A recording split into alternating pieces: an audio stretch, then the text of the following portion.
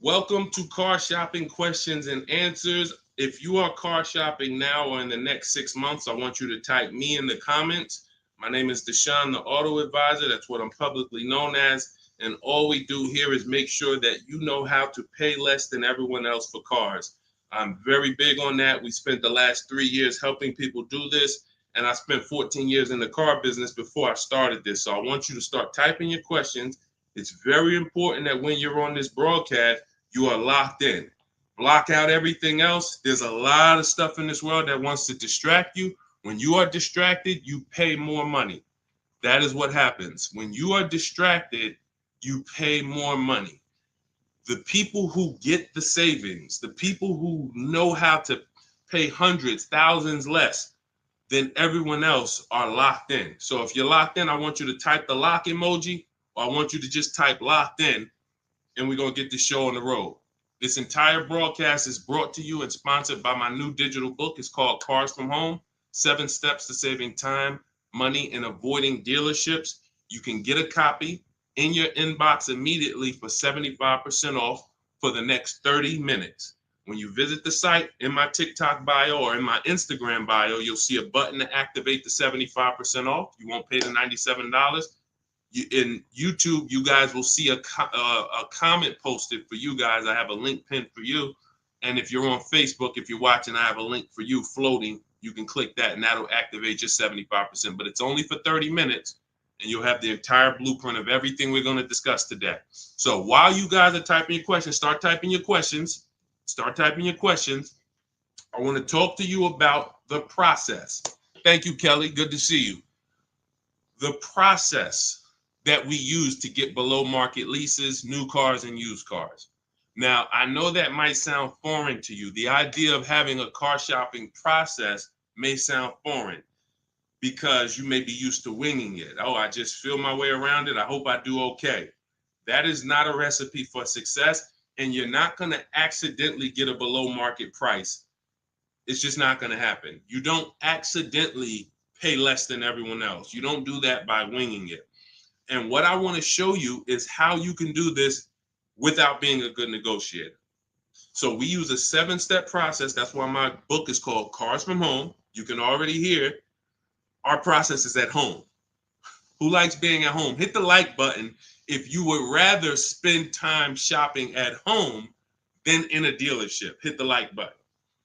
Our process is called Cars from Home for a reason. All of your leverage, all of your control is from home. There is no power in the dealership. That's why the only time we're in the dealership is to look at cars, to test drive, and to go home. That is what we are there for. To look at cars, test drive, go home. We are never there to buy or negotiate because you have no leverage in the car dealership. So all of you, if you're like Deshone, I'm glad. Like, I hate being in car dealerships. You're going to love what we talk about over the next hour if you lock in. If you lock in. Again, if you're locked in, I want you to type the lock emoji, or I want you to type locked in, because I only want to talk to the people. I'm only talking to you.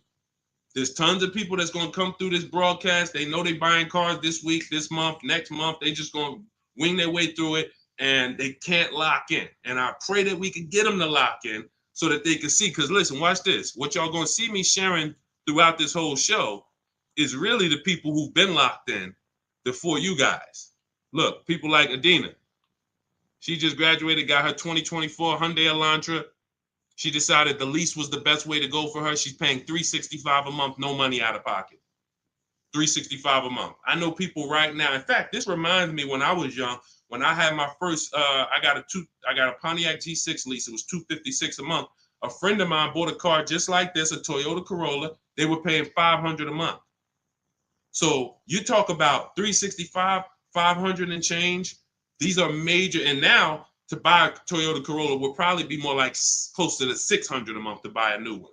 So we're going to talk a lot about our structure here. So let's get into it. Dolan, I see we getting questions, but let me, as we get the questions, let me, matter of fact, let's go. We'll start with the questions. No, bring it up. Because as quick as people type questions, I'll get to them. So this one's from TikTok. I practice what you preach. lease and get the lowest payment and under warranty, it's great. I stay there all day at the dealership until I get my price. See, now that's the only part. I love the first part of what you said. The second part, we don't do. And I'm going to tell you why. You don't know what the bottom is. Every dealership's bottom is different. And what they want you to do is they want you to think, again, if this is your first time on a live with me, I want you to type the number 1. Type the number 1 if this is your first time ever on a live stream with me, with us, first time. You may not be familiar with what we teach here. So let's get this out of the way. I don't spend time in car dealerships, and I teach people not to. I'm going to tell you why. Welcome, Kellyanne. Okay, welcome. You came in giving gifts, and I appreciate you. So check this out. Here's why you never want to be in a car dealership negotiating. You don't know what the bottom is. Every dealership's bottom is different. I know they may have told you every Nissan dealer is the same. It's like the Apple store. So just go to whichever one's closest. That's not true. Every dealership is independently owned and operated. They're an independent franchise and they're competing. That is what dealerships do. So here's the dangerous part. Here's the dangerous part about negotiating with one dealer. So you take somebody who, what do y'all think is a good, let's just say, right? Example. Let's take a car that is $40,000 car. What do you think a good discount would be on that? What do you think a discount where you'd be like, okay, I think that feels right. Let's throw out some numbers. I told you, stay by your keyboard, y'all. Let's go. Let me talk to people that's locked in. You're looking at a $40,000 car. What do you think a good discount is on that? Good discount. Just throw a number out there. Some people don't know. 35, okay. $5,000 off. Okay. We'll get to you, Theo. I see you. Okay. $5,000 off. Okay. Let's go. Kelly Jean, you locked in today. I'm okay. $2,000 off. Okay, Atlanta lawyer. Okay. Now watch this. So somebody said 2,000 off. Somebody said 5,000 off. Watch this. Now Tiffany gets a $40,000 vehicle. Look, MSRP was $44,820. She got $6,538, $30 off. Now let me tell you how she guarantees that's the best deal. Multiple offers. If you're in a dealership where the market price of the vehicle is everyone's charging $5,000 over sticker, $3,000 over sticker, $8,000 over sticker, then maybe a $2,000 discount is the best in the market. But there's no way for you to know that without multiple offers. Like, look at Eddie. Eddie's shopping for a Toyota. He bought it. This was last year. He bought it and he said, look, I went with the perfect purchase route, which is a strategy I teach. 2023 Toyota Camry hybrid with all the bells and whistles. Initial quotes were over 10,000 over MSRP. So if any of you are familiar with this vehicle, the Toyota Camry hybrid, dealers were charging people ridiculous money, and they still are. He ends up getting a $2,086 discount after he looked at multiple offers. That is the name of the game. You can't, because now let me show you a little bit more of why we must get multiple offers. You can't feel for the bottom. Look at this. When you look at somebody like Kimberly shop, she gets a matter of fact, oh no, we just had somebody I want to share with y'all because she saved more money than anyone else I've ever seen. Did I bring her deal in here? Did I bring her deal in here? Hold on one second. Yes, I did. So this is Milligan. This was last week. It was a couple days ago. She gets a 2024 Mercedes EQE. It has a $79,000 list price. $79,000 list price. Now, if she would have went in there and said, well, I'm just going to negotiate my way in, and I'm just going to, let's say she got $8,000 off, $10,000 off. Who would feel like that was a good deal? You go in, you're looking at a $79,000 Mercedes. You know, does your gut tell you that's a good deal, or you want more? 10,000 off. Let's say 15. 15 off. And is that a good deal? Come on, tap in with me, y'all. Talk to me. Talk to me. I want y'all to know, because we don't do. I want y'all to know that I'm conservative with what I'm about to tell you. But I need you to hammer this point into your head that negotiating with a dealer is a losing battle when you're negotiating in there. So all right. So Jimmy said yes. I see you. Kelly said yes. 15 grand sounds like a good discount. I would feel good about that. Milligan paid $56,000. If you're on YouTube and if you're on Instagram, you can see it on the screen. She sent me her paperwork. This is what I do. So this is literally, people send me their deals. People who I work with around the country, whether you have my book, whether you're in my program, people send me their deals all the time. She paid 50. She saved almost $30,000 on this vehicle. Brand new vehicle. So what does that tell you? Had you gone in there and agreed to a $15,000 discount, you would have left thinking you did okay, which is the point I want to make before we wrap this question up. The name of the game with car sales, and I did this for 14 years, is not that you win. It's to make you think you won. The name of the game with car sales is to make you think you won. It is a psychological game that when you're negotiating one-on-one with dealers, it's impossible for you to you can't win. So when you step outside and you start to sit back like we do and shop from home, and you learn how to look at the market the way I teach, the way you're going to learn, the more you tap in here, you will understand that your money and your leverage is at home, putting dealers against each other. Not going into one dealer and saying, okay, how much can you take off? Okay, who got that? Type $ if that point makes sense. You cannot feel for the bottom. You cannot say, oh, okay, that sounds good. 3,000 off. That sounds good. 10,000 off. That sounds good. 20,000 off. You can't say that on any vehicle. Now, sometimes your best discount in the market is 8,000. Sometimes your best discount is, like you saw Tiffany a little while ago, 6,000, 6,500. But the only way you can guarantee that that's the best offer in the market is to be at home looking at 5 to 7 offers. And in my book, I teach a strategy called the 25 to 5, where we connect with 25 dealers online, and it literally takes us 20 minutes. I have all email scripts that you send. There's no talking. We use this for new cars and leases. And literally, you will get 5 quotes. That 25 to 5 get you 5 to 7 written offers so that you can see what the market is. And you're going to be amazed to see that the best offer to the worst offer is so far apart. When you're looking at these 5 to 7 offers, you're going to be like, wow, how could these dealers be so different? Because 80% of them are overpriced. So when someone tells you, hey, Tiffany, that's my best offer. Hey, Taryn, that's my best offer. Barbara, Ken, my best offer. They may not be lying to you. That's their best offer. We need their competition's best offer. And that's how we make sure we guarantee the bottom price.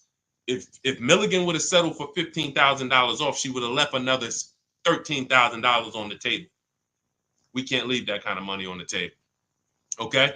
So yes, I love that you seem to understand about leasing, the person who shared this question, but what I don't love is being in dealerships negotiating. I do not do it. I don't teach to do it. We stay at home and we make people bid for our business. That is the game. Okay, all of this is inside my new digital book, guys. You can see it. It's called Cars from Home: 7 Steps to Saving Time, Money, and Avoiding Dealerships. And you can see, Josh, I have a support email everywhere. You can see it on my screen. Every time I do a live, I have a support email. When you purchase the book, literally on the thank you page, as soon as you pay, as soon as you get your 75% off, it literally says, screenshot this page. And it says, here's my support team's email, just in case you may have typed the email in wrong. And it says, click the link below to open up your book. So you can open it right there on the thank you page, save it to your phone or your computer, and I email you a copy. So DM me. If you don't see the support team email, we share it everywhere. We share it everywhere. I don't want to share it here live publicly, but DM me and we'll share it. We'll share it so you can have it. All right. Hey, Deshone, I drive 31,000 miles a year. Can I still get a lease driving that much? Theo, great question. So let's talk to high mileage drivers. If you drive more than 18,000 miles a year, I want you to type HM for high mileage. Now, here's what's important for you to understand. And what I love about the way you ask this question, Theo, is you're asking to understand. You're not asking with assuming an answer. So check this out. If you drive 18,000, all right, I see you high mileage drivers. If you drive 18, I see you Toussaint. You have to think about something other people don't. This is how vehicles normally lose value. This is what I call the unseen expense. You must understand this. This is what I call car buying 101, depreciation. So the people who don't understand leasing or who tell you not to lease, they don't understand depreciation. They say things like, well, I don't like to lease because I want to drive as much as I want to drive. Here's the thing. You pay for your usage whether you buy or lease. Give you an example. Let's say you buy a vehicle today for $40,000. What's that vehicle worth in 1 year, everybody? Let me ask you. Throw a number out. You buy a vehicle today for $40,000. What is it worth in 1 year? Average miles driven, 12,000 miles per year. What is that vehicle worth? Is it still worth 40? Is it still worth 40? No. Right, exactly. 33. Let's go. Let's go. Shout out to the people that's not distracted. 33. Look. So now that's a good estimate. You look and you say, all right, that's 40. This is 33. That's 1 year of time I lost $7,000. Had nothing to do with the fact you bought the car. I thought you didn't pay for stuff if you bought it. I thought you could drive as much as you want when you bought it. So let's throw a curveball in for the high mileage driver, because this is the point we're making. What happens if you drive 20,000 miles? What's the car worth? What's the car worth? Instead of average miles, where like, okay, it'd be worth 30. You drive 20,000 miles, it's probably worth 30. Instead of 33, it's probably worth 30. You lost 10 grand of value. So the more you drive, the more you depreciate your vehicle. Does that make sense? It doesn't matter if you leased or bought. If you buy a vehicle for 40 and you put 100,000 miles on it in a year, that vehicle's worthless. You go around and you try to sell it, it's probably going to be worth $12,000 or whatever, $15,000. You destroyed the value with the amount of mileage you drive. So now once you see that, now you can get that, all right, I'm not off the hook just because I paid for my car and I didn't lease it. I lose in the form of depreciation depending on how I use this vehicle. So that's the basis for us to discuss leasing versus buying. And when you look at leasing versus buying, here's what we're asking ourselves. This is step one in my book. We don't do anything else until we pass this step. How many years are you keeping the next vehicle? How many years are you keeping your next vehicle? Type into the chat. Those of you who are shopping, I want you to answer this. How many years are you keeping your next vehicle that you're going to be shopping for? 8 or more, or less than 8? This is called the 8-year rule. See, I get a lot of people, and I see a lot of you ask, hey, I'm looking at a Porsche Macan. Should I lease or buy? I'm looking at a Rolls Royce. Should I lease or buy? I'm looking at a Honda Civic. Lease or buy? It's the same answer. How many years are you keeping the vehicle? Because here's what you need to realize. You're going to lose the most value in 5 to 7 years. But after 5 to 7 years, after 7 years, the depreciation cools off and you start losing little value. Who has a vehicle outside they've had for more than 10 years? Type me. You got a vehicle in your driveway right now. You've had it for more than 10 years. I want you to type me in the comments. And we don't get many people nowadays. People are not keeping vehicles that long anymore. Okay, I see. Kelly Jean has one. Tiny Boy, I see you. All right, Naturally Dope. Okay. If you got a vehicle right now in your driveway, you've had it for more than 10 years, type me. Okay, I see you, just be you. All right. All right. These are called long-term. Look, been 18 years next month, naturally dope. Now, here's what's beautiful about them.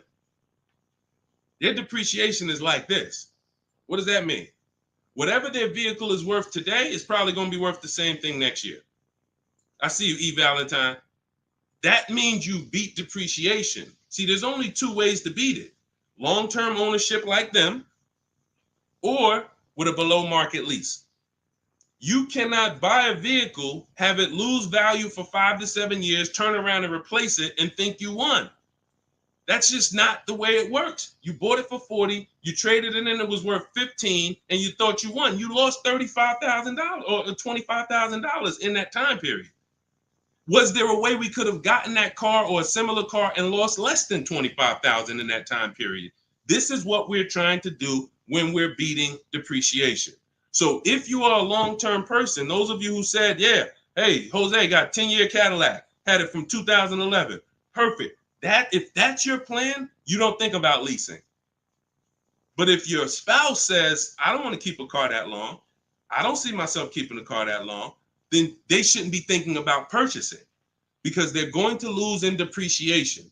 So now when you look at what a lease is you have an opportunity to overpay. There's 3 types of leases: market value, above market value, below market value. If you pay market value or above market value, you lost. You lost. Market value or below market value, you lost. If you're enjoying this on TikTok, can y'all just double tap the screen? Just start tapping the screen. You're going to see the likes run up, and y'all just keep running them up. And what that does is it lets TikTok know we talking business over here, bring more people. If you're enjoying it on Facebook and YouTube, can you hit the share button, tag a friend in here so we can help them protect their money? This is about below market lease deals because you've seen commercials that say, hey, you can lease this vehicle for this, $5,000 down plus tax. Those are above market lease values or market value. When you see lease deals that look like this, and this is why I show you people who came before you. Danielle, $44,000 Audi, 2024, no money down, $550 a month. No money down, $44,000 Audi. You guys know, some of you know, every $5,000 on a loan is about $100 per month. So to buy that $44,000 Audi with no money down, we always shop our deals with no money down. And once you embrace what I'm telling you, you'll be shopping with no money down only. That doesn't mean we don't put money down, but we always shop all our deals, purchases, leases, used cars with no money down. Because when you start putting money down, it confuses you. Unless you're really, really good at math. If you're really great at math, then it won't. But if you're not great at math and you start putting money down, it's going to confuse you because you really don't know the deal you're getting. You only are focused on what is that monthly payment. So that's why we shop with no money down. But to buy this same vehicle with no money down for a $44,000 vehicle, that's a $900 payment on a 5-year loan. That's a $900 payment, $800 payment on a 6-year loan. She's paying $550 below market lease. Look at Kimberly. She saved 20 grand on her Maserati, below market lease, an $86,000 vehicle, $950 a month. $86,000 vehicle, $950 a month. Charles on his Palisade. Some of you have a Palisade. It's $48,000 vehicle. 48, almost $50,000 vehicle. That's $1,000 a month to buy. All day long, 5-year loan. And some of you, if you're like Deshone, well, I got a $50,000 vehicle and it wasn't $1,000. That means you took a long loan. So we don't do that here. We don't take 8-year loans. We just don't do it. It's the same reason we don't take 40-year mortgages. We have boundaries here that tell us this is too expensive for us. So anyone can get you in a car. You could go buy a Bentley. They give you a 190-month loan. You'll be able to afford it. That don't mean it was a good deal. So we cap our loans at 672 months. We will not go longer than that. That is the longest loan we take. So you look at what this would have cost Charles. Hyundai Palisade, $48,000. That's $1,000 a month payment. What is he paying? $597. And you got people like Zafrina who just killed it. Look, $65,000 Jeep Grand Cherokee, $579 a month. That's a 0.88% lease. These are below market leases. So when you're shopping for a below market lease, you are beating depreciation. Had they bought any of these vehicles, the vehicles would have depreciated way more than the small monthly payments they're paying to drive these vehicles.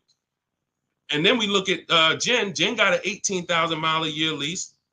She bumped hers up to 18,000. Started out at 512 on her Honda CRV. Bumped it up to 18,000. Look, she went from 12,000 miles per year to 18,000 miles per year. It was literally 40 something dollars more per month, $50 more per month. So some of you see people and you're like, oh, they blame the lease for their mistakes. Oh, I didn't get enough mileage, so I ain't leasing again.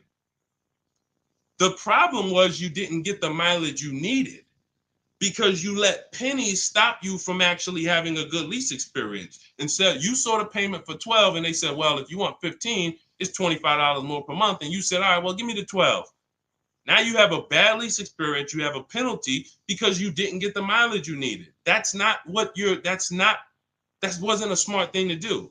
But blaming the lease is an even worse thing to do. So we always get the mileage we need. So Theo, when we look at now that you understand depreciation, you understand you buy a vehicle, you're killing the value. You're driving 31,000 miles per year. But if you bump your lease up, and I want you to shop for your leases with 12,000 miles, no money down, only first month's payment, taxes and fees in the payment. You get multiple offers. You need to get at least 5 to 7 offers. You could do it manually. You want to call around? You could do that. I do it, and I teach in my book. We do it without talking. Literally everything we do is email. We don't talk to car salesmen. And I'm a former car salesman. So trust me, when I tell you my system is you don't talk to car salesmen, it's better for them and you. When you go pick up your cars from the way we teach, the car sales people are thanking you. They're like, man, this was one of the quickest, easiest deals I ever made. You knew what you wanted. You sent me an inquiry. You gave me enough information to make the deal. We did it in 20, 30 minutes. This was great. I would never develop a system that would make car sales people work hard. It's easy. They love what we do. But at the same time, you got to find the right dealers. And you got to understand, all right, I have to shop with 12,000 miles per year first, and then let me get my best offers. You know, we teach something called the 1.5% rule. We divide the monthly payment into the MSRP. In my book, I have a calculator that does this for you. So literally, when you get my book, 75% off in my TikTok bio, 30 minutes, Instagram bio, 30 minutes, YouTube comments, Facebook comments, you see the link floating. You got 30 minutes to get the book for 75% off, so you won't pay $97. In there, I have calculated, you put your lease quotes into, and it literally spits out which one is the best, and it spits out counter offers that we email back to them. So once you do that, you find your best deal. Is it 1%? Is it less than 1% like Zafrina's? Is it 1.2, 1. As long as it's under 1.5, out of all your offers, you need to have 5 to 7 offers. If it's under 1.5, now you got good value. And now you ask them to adjust it up to 31,000 miles per year. You can absolutely do a high mileage lease. And you are going to spend less if you're a short-term driver.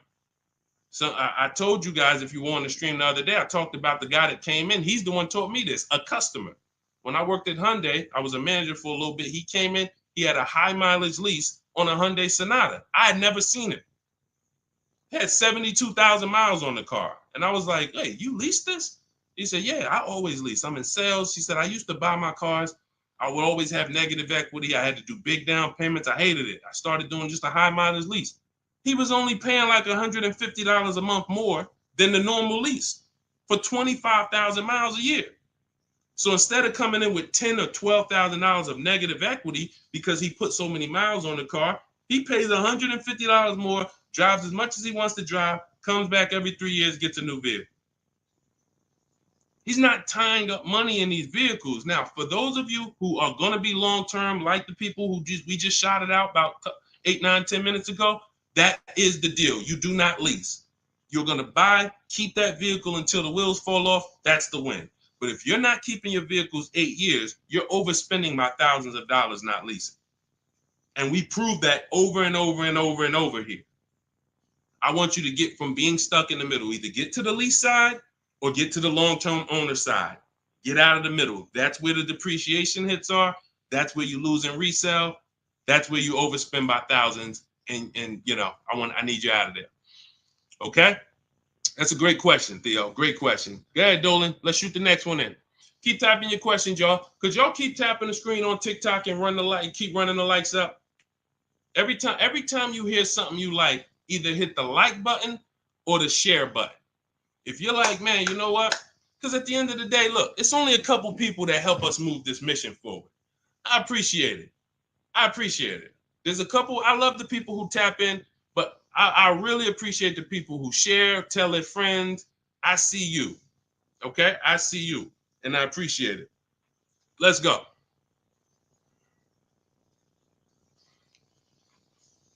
Okay, this one's from Instagram. If you negotiate with the manager, can you save because you're cutting out the sales guy? No. When you negotiate with a manager, I'm just trying. If I didn't have my way of doing it totally online by email, then I would be calling sales managers, and I'd only be dealing with sales managers. I'd be talking to at least 5. I'd be talking to as many sales managers as necessary to get 5 offers. And this is only for new cars and leases. The process for used cars is entirely different. We haven't had a question about that yet, so I'm not going to go into detail with it. But the process for shopping for used cars is totally different because that's based on marketplaces. But when we are talking and we're shopping for new cars and leases, we're only dealing with, I would only deal with managers if I wasn't doing it by email. But yeah, that's not going to help you save. What's going to help you save is getting multiple offers and seeing who's the best offer. Seeing which the first thing we want to decide when we look at a car. I was at the gym today and one of my friends showed me, hey, D, man, I'm looking at this car right here. This Lexus dealer had it on their showroom floor. I said it's 100 of them in the country. See, you fall in love with that one. And you seem to think, that's the only car out here like this, and whatever I can negotiate with them is great, man. 100 of those cars are around the country. 100, maybe 30 of them are within 100 miles of you. My mission and your mission is to find which dealer is going to sell that car for the lowest price. That's the mission. It's very simple, and it's very simple when you're doing it from home. Very simple.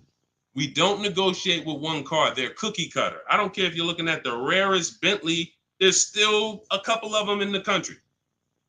Because the more, when a dealer can make you think we're the only ones with this car, they can charge you what they want to charge you. And you're going to say things that are going to be like, charge me more. What does that mean? Oh, man, I ain't seen this one before. Okay, ching, cash register.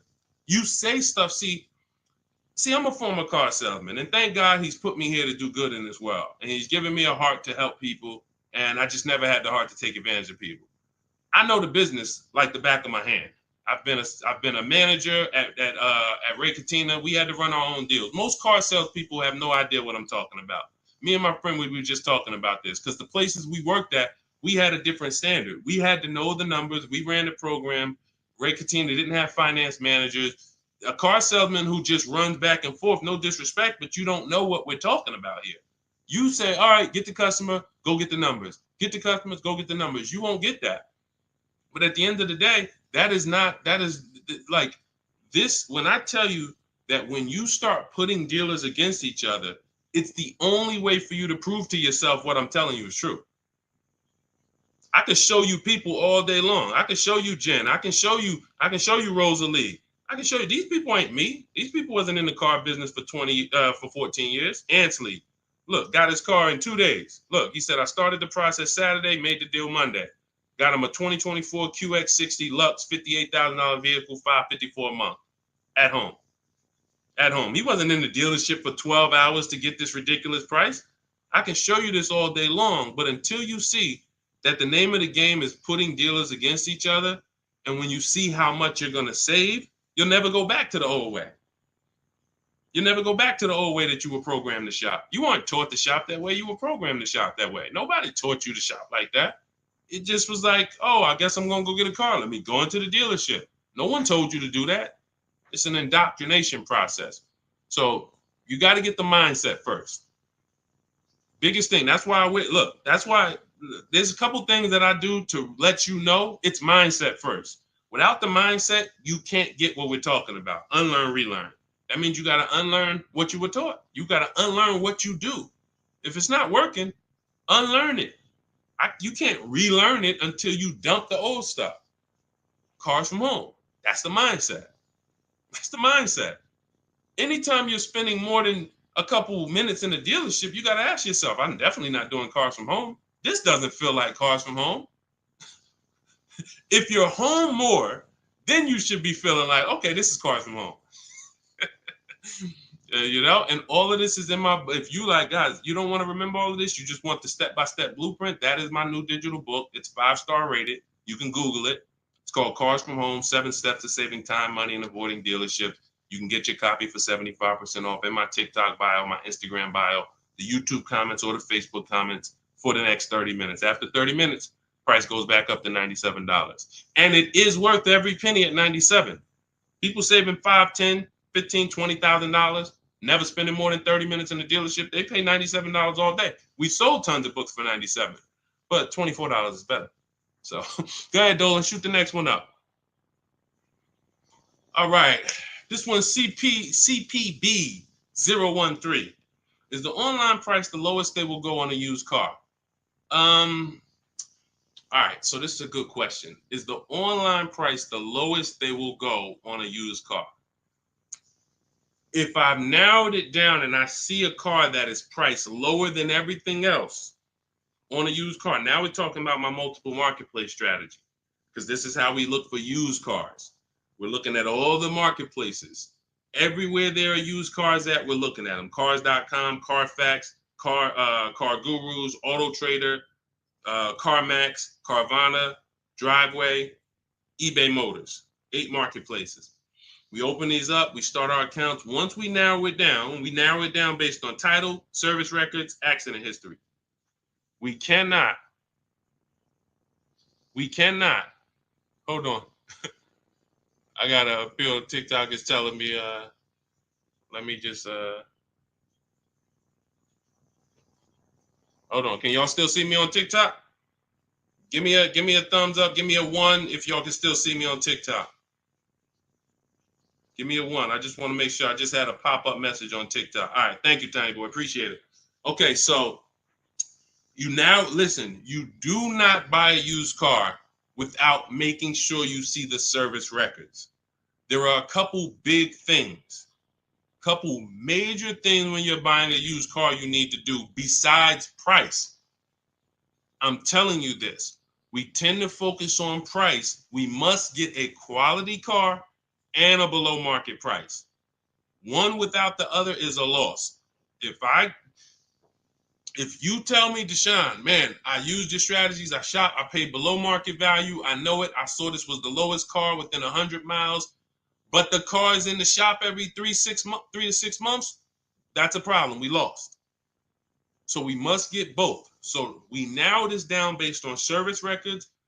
As of right now, Carfax is the only one I know that shows service records. So now you can pull this and you can use this on your actual, you can use this as a last case when you narrow it down. Now in my book, it's only one strategy I don't share publicly. It's my secret strategy to get free Carfaxes. I share everything else, but that's my secret sauce. So that's in my book. I'm not going to do that here. And I'm going to tell you why. One Carfax covers the price of the book. So, those of you who want my secret strategy on getting free Carfaxes, that's in my book. But once we get the Carfax, we can see the service records. If the service records aren't consistent, do not buy the car. That's my recommendation. I don't care how good it looks. I don't care if he tells you, hey, I used to change the oil. I changed it myself. Without proper service records, the engine could go before it was supposed to go. The transmission could go before it was supposed to go. Like, this is literally the worst thing you can do. And you don't want that. Okay, let that be a deal breaker. No service records, deal breaker. So another thing you do is you type the vehicle into Google. If you're looking at a 2017 Kia Optima, what you do is you type in 2017 Kia Optima reliability. Skim the articles. Just skim the first page. It don't take you 5 minutes. Look for any red flags. Owners report electric issues. This vehicle has less than average reliability. Once you skim that and you see you're either going to eliminate that vehicle or it's going to pass, after you do that, I want you to type in 2017 Kia Optima longevity. Now you're going to see websites that look at engines and transmissions and what owners say in the long term. And it'll say these vehicles may last 200 to 300,000 miles. This is how you get quality. Again, you cannot get a great price and then not a quality vehicle. It's a loss. We got tons of people, you may have had that issue. You felt like you were doing good, and then all of a sudden your car's having problems. Whatever price you paid for it doesn't matter. The car's having problems. So this is how we prevent that to the best of our ability. So you type in longevity, you may see owners report transmission issues at 80, 90,000 miles. If you're looking at a vehicle with 70,000 miles, isn't that important? Type dollar sign if you understand. If you're looking at a used car and it has 60,000 miles, you do that quick search I just said, and it says owners report transmission issues at 80, 90,000 miles. Wouldn't you want to know that? Quick search. This is 10 minutes to say this is free. Free things that take no time, that save you thousands of dollars and headaches and money and all of this. So now, once that's happening, we look at the prices.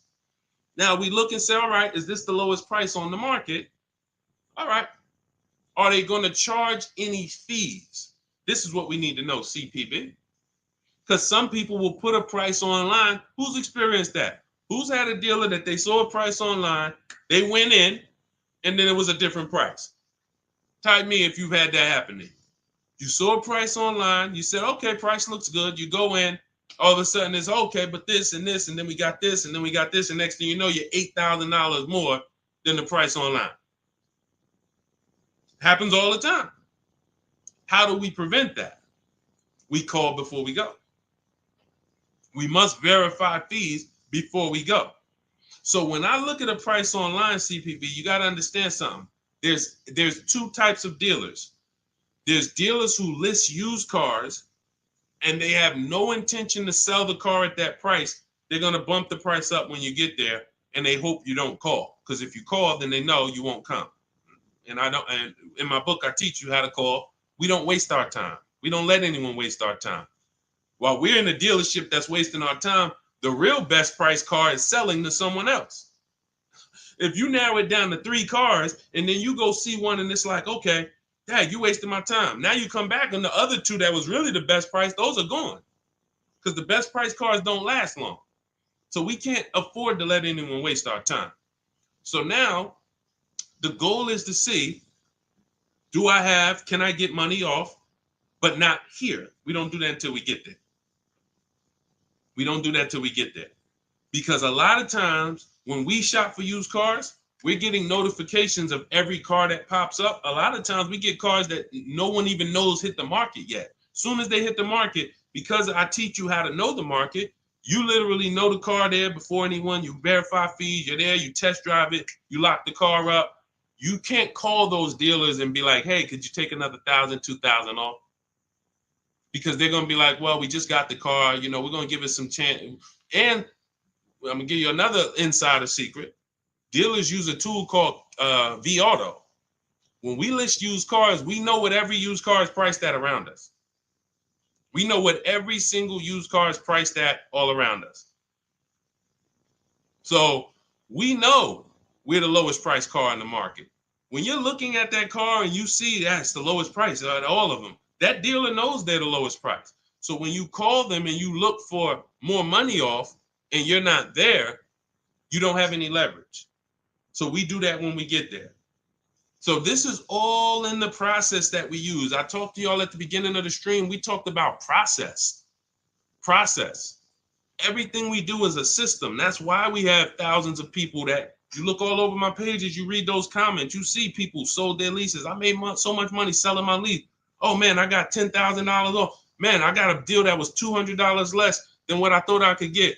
Look, I had, I think Vicky, who wrote into me? I think Vicky wrote into me and said, What's her name, Vicky? Okay, can you take that question off, CP? Dolan, so I can see this. Okay, yeah, it was Vicky. She said, "Hey, Deshone, thanks to your book and the methods, I was able to get my new lease for a 2024 Volkswagen Atlas for $175 less a month than my first quotes. I did it all online except for picking up the car. I put no money down other than first month's payment and DMV. I saved over $6,000 over the life of my lease listening to your tips, using my scripts. My negotiating scripts, you don't talk, you're typing, you're copying and pasting. So if you have it, if you can't copy and paste, this ain't for you. If you're not good with a computer, you can't visit websites and copy and paste. This isn't for you. But that is the name of the game. That is the name of the game. Like, it is all about having a process, not winging it. This is a 5 and 6 figure transaction. You wouldn't wing a home purchase. I don't care if you found the least expensive shack in the country. You found a shack that was $40,000. And you're like, man, I want to buy that shack. You wouldn't wing that process, right? You wouldn't be like, oh, you know what? I can handle it. Forget the attorney. I don't need a realtor. I don't need none of that. I'm just going to go and, no title company. No, there's a process. Doesn't matter. Even the least expensive house. So if you treat car buying here like you treat home buying, if you treat car buying like you're buying a small house instead of a big TV, that's how people treat buying cars. Then people come in, hey, honey, look outside. You bought a car? Hey, I went down. I told you, I told you I was just going to get milk, but I stopped by the dealership. I knew you was out for a couple hours. What happened? Like, how'd you buy a car?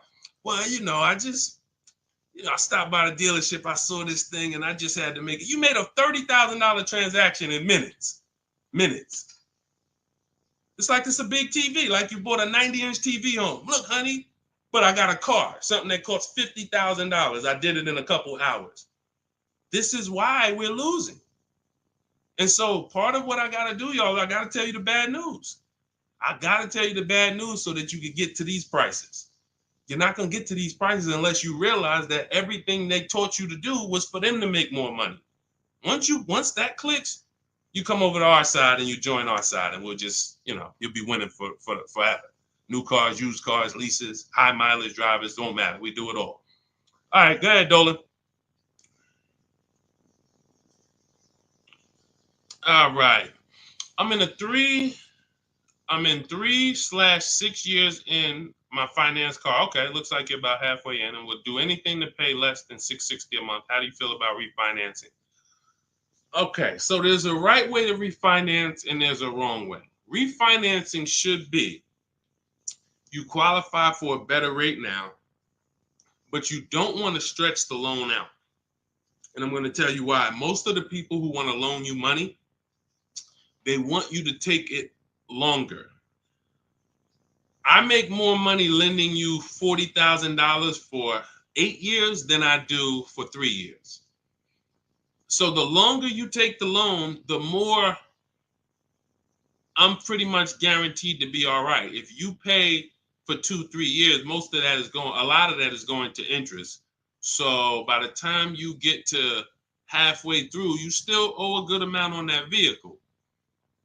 So most people, when they refinance, they call and they're like, okay, well, what's the lowest payment I could refinance into? And then they'll stretch the loan out. And that ends up, like, let's say if you paid 3 years already. Now you go in and you say, all right, well, what can I refinance to? They say, well, we could get you the $375 a month. We give you a new 6-year loan. And now people be like, oh, well, I like that better. But you already paid for 3. What's 3 plus 6? 9 years. No one's taking, there's no smart person on here that would sign a 9-year loan. But that's the problem. So here's what I would do. You're already, all right. Another thing about refinancing, it's for people who want to keep their cars. We said this earlier. The people who are keeping their cars want to actually pay them off and keep them until they, forever. or at least until they know that the depreciation is over. And that's really not even that, because once the depreciation, once you get here, you buy your car here, by the time it gets here, you paid it off. Now you don't want to get rid of it, because now this is where you've reached what I call the reward stage. This is where it's like, man, my car is not really losing that much value. Now let me keep this thing and really get my money out of it. You don't want to flip the car as soon as the depreciation has really settled. You don't. So if you're planning to keep that car and keep it 8, 9, 10 years, then you refinance, and then you say, all right, I'm just going to make sure I got the best loan. But I would recommend you refinance and pay the highest payment you can to pay off the car quicker, not stretching the loan out. It's just you're paying more. It may seem like, okay, yeah, I'm paying less, but you're paying more. You've already paid for 3 years. They stretch you out another 5 years. That's an 8-year loan. You paid on the car for 8 years now. So what I would look at is, if you're not a long-term person, if you're not keeping your cars 8 years, you should be flipping out of that car into a lease. You should literally we have a process we call the equity assessment. Some of you know there's a word we don't use here. It starts with a T. Who knows? Because I know we got some new people on here. If this is your first time, you wouldn't know this. But there's a couple people that tap in with us regularly. They locked in. They becoming below market masters. A lot of them have my book already. So there's a word we don't use. It starts with a T. See if we got anybody on here that know. Thank you, Terry. Trade. Yes. Thank you. Way to go. I love the people who are locked in. I'm always going to listen. I'm always going to give y'all extra attention, because y'all are the ones. It's a lot of distractions out here in this world. A lot of people want you reading news articles and all of that. While you doing all of that, people charging you more money for everything. Stuff you didn't have to pay overpriced for this car. But because you didn't tap in and lock in, now you just went and did it over. So yes, we don't trade. So what you would do is you would do an equity assessment. We go to cash buyers. We use 6 buyers right now online. CarMax, Carvana, Driveway, KBB Instant Cash Offer, and AutoNation and Car Gurus. That's 6 cash buyers. They compete hard. 3 of them link you to a local dealership for a cash offer. 3 of them are online car buyers for cash offers. And these are people I've helped hundreds of people sell cars to these people. I've sold my car, my mother's car. We both sold our leases, and I ain't gonna tell you what I made when I sold my leases, because that's when the market was high and every car was worth $7,000 to $12,000 more than it's worth today. You know, I'm so glad we look back and we helped a lot of people cash out and benefit from that market. That's no longer here. That's over. But there was a 3-year run where we were selling leases and making literally 5 figures. It's amazing. But anyway, the point is, you want to do an equity assessment. You want to let these cash buyers bid for your asset and see what's the most you could pay. You're not going to get money. You're not going to get these numbers on trade. So once you do that, you see how much you can pay. Now, we were switching to a lease. You get a below market lease on something, you drop your payment very simply. Very simply. You going into another finance though, it's going to be difficult for you to do that. It's going to be difficult for you to do that. Let me see the woman I had who went. She just did this. She literally just did what I just laid out for you. And let's see, what was her name?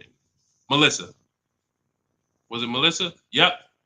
So Melissa said, you see this a couple days ago, she said, I took possession of a 2025 Honda Pilot EXL. She realized, you know, she wasn't a long-term person. She's not keeping her cars 8 years. She's losing on depreciation. Once she learned that, she said, Deshone, I'm following the strategies. I'm flipping into a lease and I'm going into, leasing like a boss. She ends up leasing. She now gets her equity assessment done. She finds out she has $12,000 of equity in her old car. $12,000 of equity in her old car. Now, after she does her equity assessment, she says, all right, let me get my offers for my Honda. Let me see the dealer that's going to sell it to me for the lowest price. If you're on YouTube, if you're on Instagram, you can see this. And I can't share this on the other platforms because it doesn't let me. But if you're on YouTube, you can see Melissa's whole deal that she sent. So she ends up She ends up leasing $597 a month.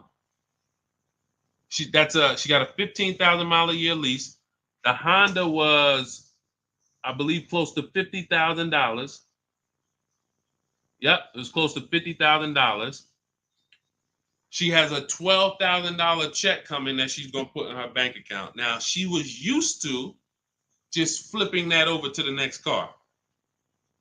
That's how they get you. See, hold on, I got it. That's how they get you. She's used to going into the dealer. What's my old car worth? Who's done this? If you'll be honest and say, ouch, you've done this. If you can't say amen, say ouch. That's what my old pastor used to say. Can't say amen, say ouch. When you look and you go, what's my old car worth? I want to use that for a trade. I don't want to put no money down. That's why I got my old car. Now what'll happen is that old car, you just flip the finance, and now when you hear the payment, it's like, okay, I guess the payment's not that bad, but you don't realize your old car was a $10,000 to $12,000 to $15,000 down payment that just stacked their profit, and now it's all types of bad. It's because it's too much money for a person to control. It's too much money. When you go into a dealership to trade and you need a loan, that's 3 transactions you're giving to the dealership. 3. That means I want to sell you my old car. That's 1 transaction.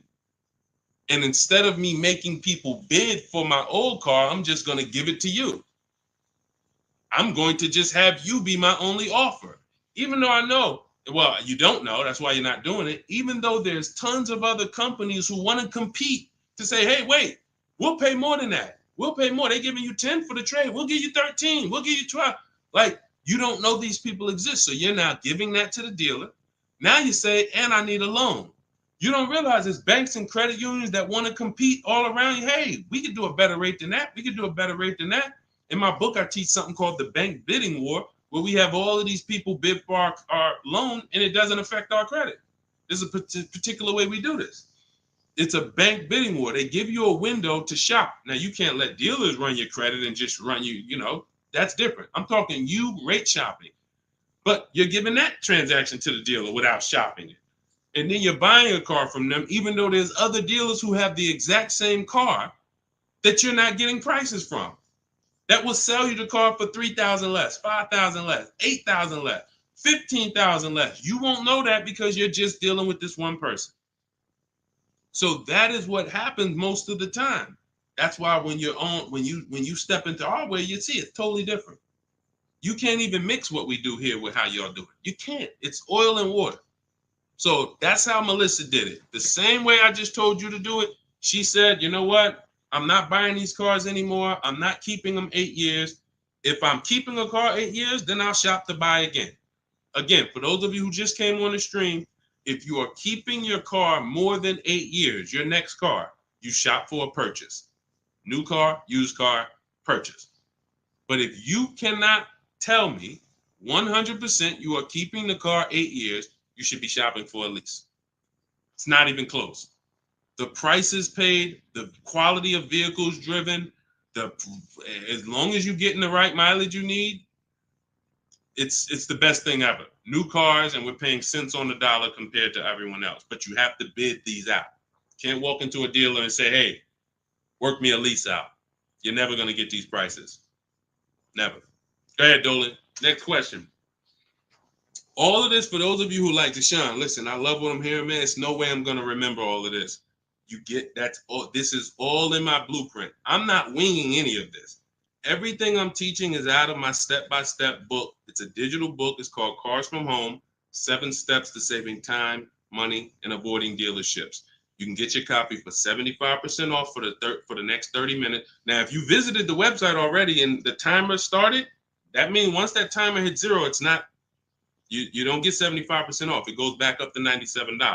So you won't get the $24 price. But if you get there before the timer hits 0, in my TikTok bio, in my Instagram bio, you can get your 75% off. It'll be in your inbox before we even end the stream. It'll be in your inbox in 5 minutes. Now, also, we have a link in the YouTube comments pinned for you to activate your 75% off, as well as a link floating on Facebook or in the comments for you to activate your 75% off. But once you get your book, I want you to screenshot the thank you page. One, it says right here, click below to open your book. So you can open the book and save it to your phone or your email right there. But then I also email you a copy.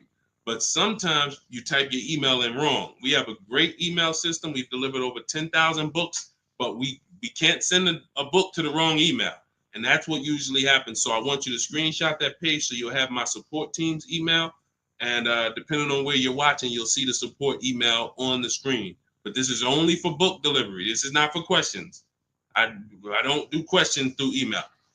All right. Jimmy, thanks. Just got the book. Can't wait to read and learn how to get a great deal on my next car. Congratulations. Use it, win. Follow it step by step. Don't change a thing. It's like McDonald's. I promise you. The reason why we have hundreds of people, I've worked with 2,000 people personally, and we probably got thousands of people that I don't even know about. Hundreds that have written me, text, DM me, emailed me. But I know we have thousands of people who've used our strategies to get below market prices and enjoy the car shopping process. Like, enjoy. How about that? How about, yeah, great to pay below market prices, great to save thousands of dollars. How about enjoying something, enjoying a process of something that you're about to spend 5 or 6 figures on? Not like, oh, just get me out of here. I've had people who I've seen them. I see them at the dealership when I was in there. They can't wait to get it over with. Oh, I hate this. It's a shame. It's a shame. We enjoy car shopping. When you're in control, when you're making people bid for your business, when you see companies, banks, dealerships fighting in your inbox, hey, look at my offer. Look, hey, can we anything we can do? When you feel like that, you see you are the prize. You see, you're the prize. Your business is the prize. The way we shop, we're the prize. You know, the way you've been taught to shop, you're begging. You're just begging. Come on, can you take off another 1,000? Come on, you really gonna lose a deal over, $20 a month? Come on, I know you could do better than that. You're begging. Mm-mm. Mm-mm. Yeah, congratulations, Jimmy. Keep me posted and make sure you email me your deal when you get it. I can't wait to see it. Go ahead, Dolan. Got a time for a couple more. All right, let's get through as many as we can. Let's go. Just be you. What's average credit score you need for a good lease with no down payment? I would say I like to see people around 670, 660. Depends on the vehicle you're shopping for. Now, there's some vehicles that won't let you be their first lease. If you've never had a car loan, you need to have a car loan. Mercedes was big on that. They wanted you to have a car loan or lease prior to them. But usually a 680 can get you approved tier 1 for most vehicles that I've seen. Now, it's not all about credit score. It is. I have something in my book I call, it's called, leasing and credit. And what I tell you is it's about profile. It's more about profile than just score. Profile is like nothing gets you approved for a lease like a paid car.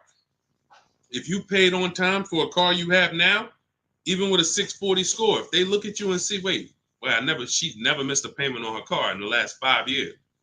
There's a good chance you're going to get approved because that weighs heavy, But if you don't have a car or a paid off car, then you want to have a higher score, 680, 690, 680 I usually see. And again, it depends on the vehicle, but most vehicles that I've seen with a 680, solid profile, good income, you don't have to make a lot, they need to see that you can afford the vehicle. That's just fine. Yeah, that's just fine. And look, if you're not ready to get a lease yet, then you should be setting yourself up to get a lease. You should be setting yourself up. No, thank you, baby. You should be setting yourself up to get a lease. What does that mean? If you don't have the credit to lease right now, the last thing you want to do is go get let me tell you what people do. Can't sacrifice. Can't sacrifice. You don't have the credit, but you want to drive the nice vehicle. So you're going to go out and you're going to spend 20, 25, 30 and say, hey, what could you get me to on that? Now you go out and you're paying $800 a month. Now, you're already slightly shaky in your payment history. That's a problem because you're biting off a big payment. You're typically going to overpay for that car, and the interest alone is going to be an overpayment. Not to mention the price of the car you pay. So you're getting charged more for interest, which is normal. But without shopping strategies, now you go and you overpay for the car. So you might overpay for the car, and now you got a 25% interest rate. You're burying yourself. So now you look up and you say, okay, next car, am I any closer to leasing? Not if you missed a payment on that. One late payment on that, no, you jacked yourself up.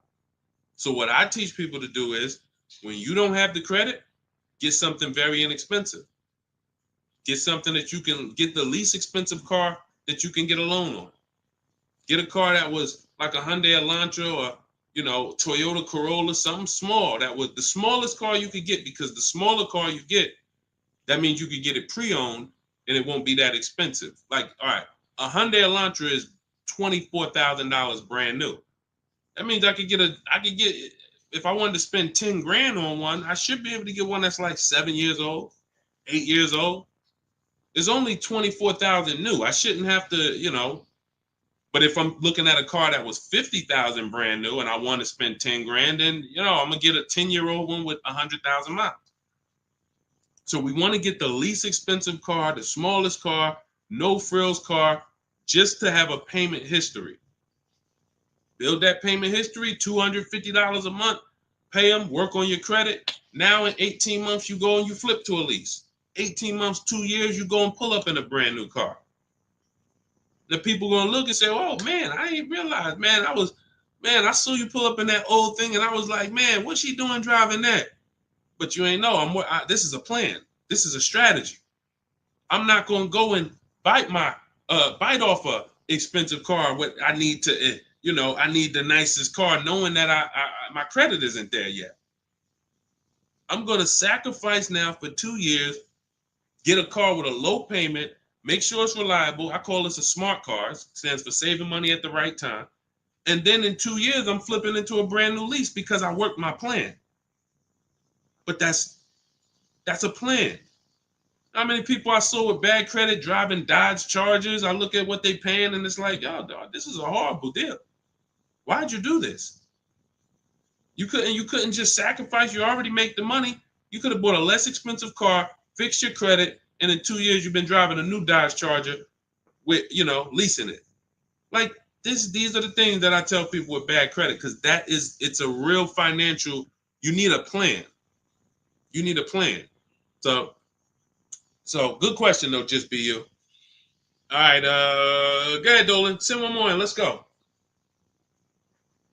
Everybody getting value. If you're getting value out of the stream, type dollar signs. Type dollar signs. This is what we do over here. I see y'all running the likes up on TikTok. Shout out to everybody tapping the screen. Appreciate y'all.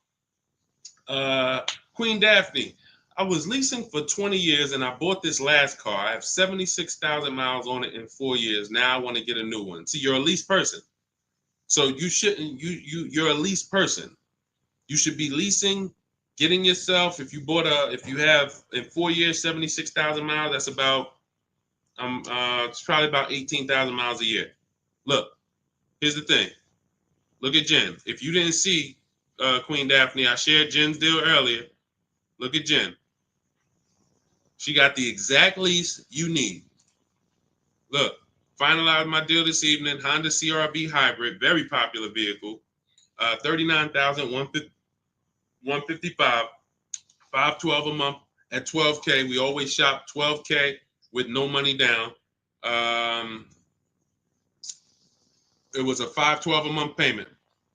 That's a 1.3% lease. 512 on a $39,000 vehicle. So now once we shop our deals for 12, that's when we adjust with the dealer who wins the bid. Whatever dealer wins the bid, now we adjust the mileage with them. We customize it with them. So she said, okay, she told the dealer she wanted 18,000 miles per year. It went from 512 to 563 a month. That's it. Literally. $50 more a month. And she's driving 18,000 miles per year. $50 more. That's what people don't do. They take the 12, $50 more a month times 36, that's $1,800. $1,800. $1,800 over a 3-year period.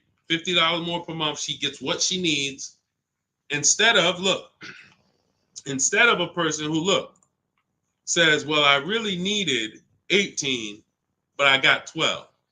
So you got 6,000 less miles than you need. Multiply that by 3 years.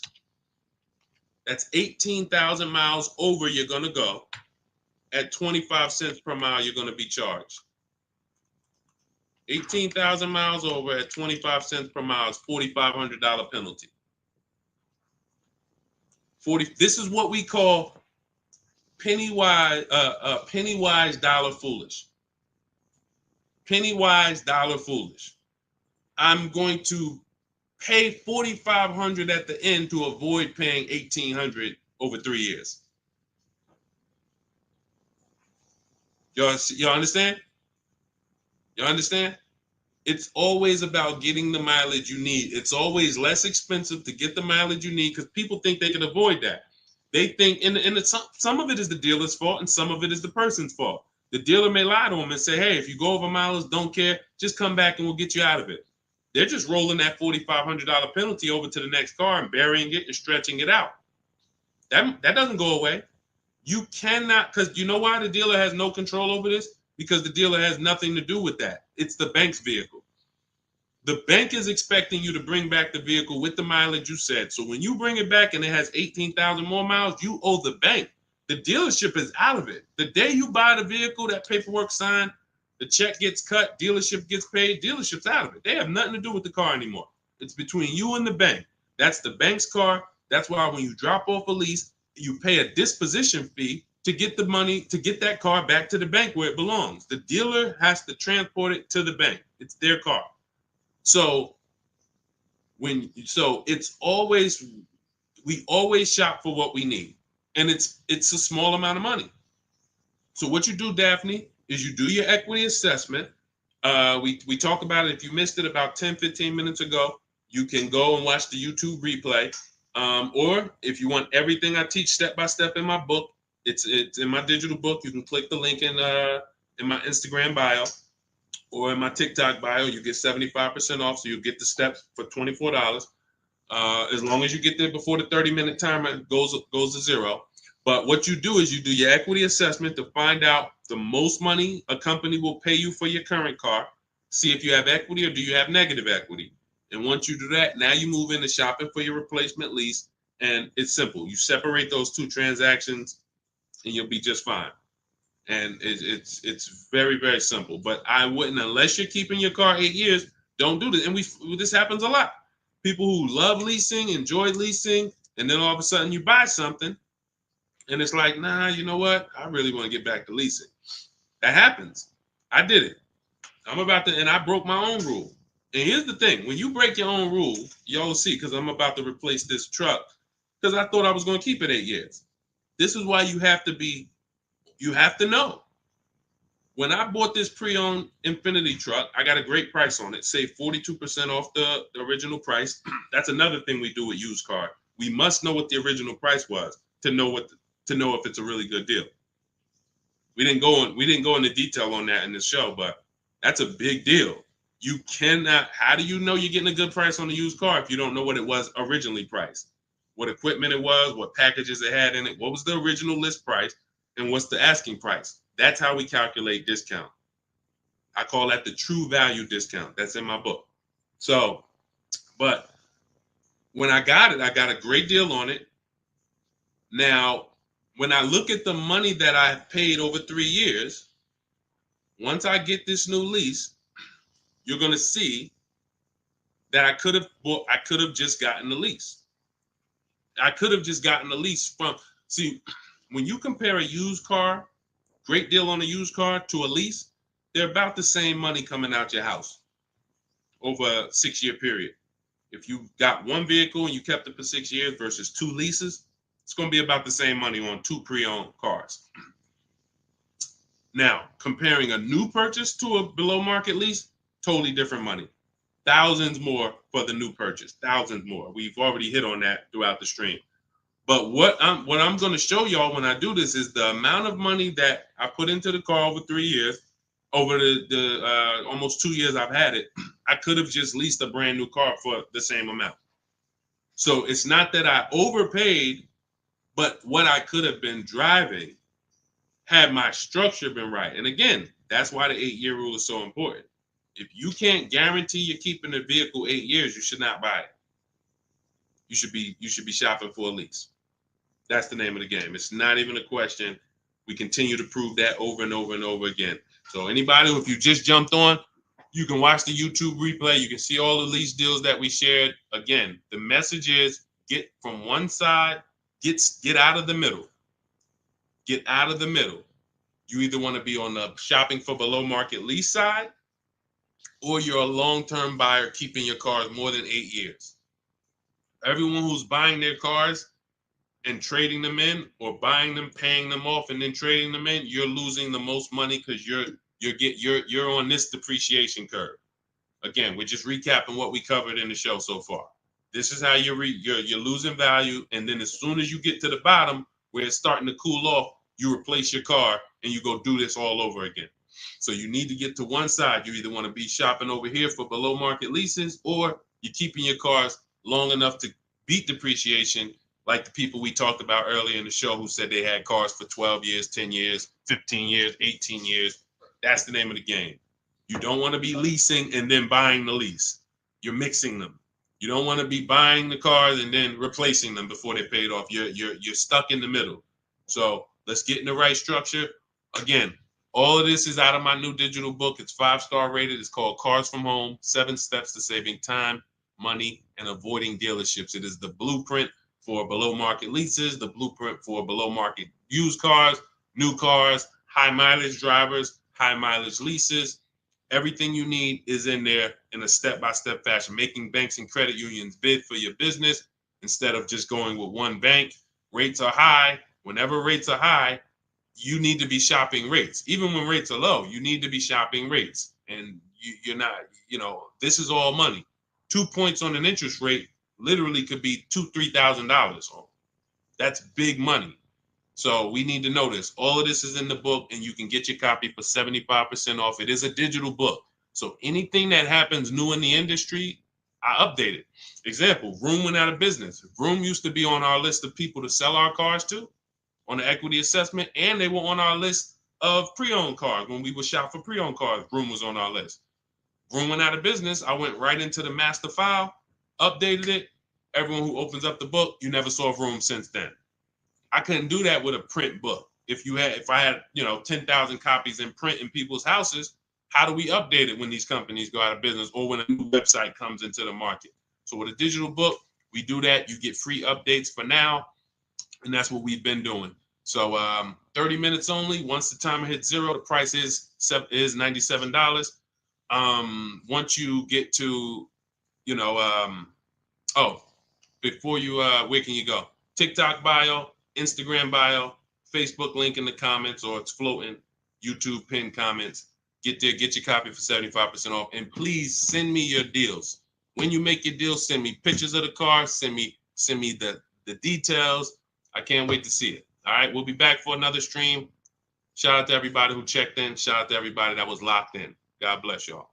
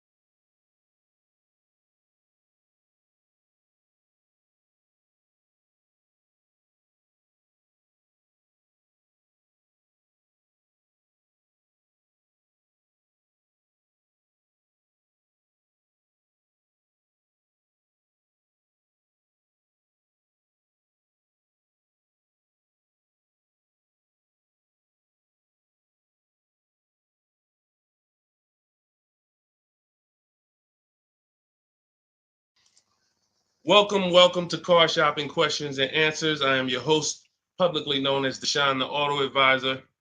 We do these shows throughout the week to make sure that you guys know how to have a process to get below market deals. There's three types of prices you can pay with any car: market value, above market value, below market value.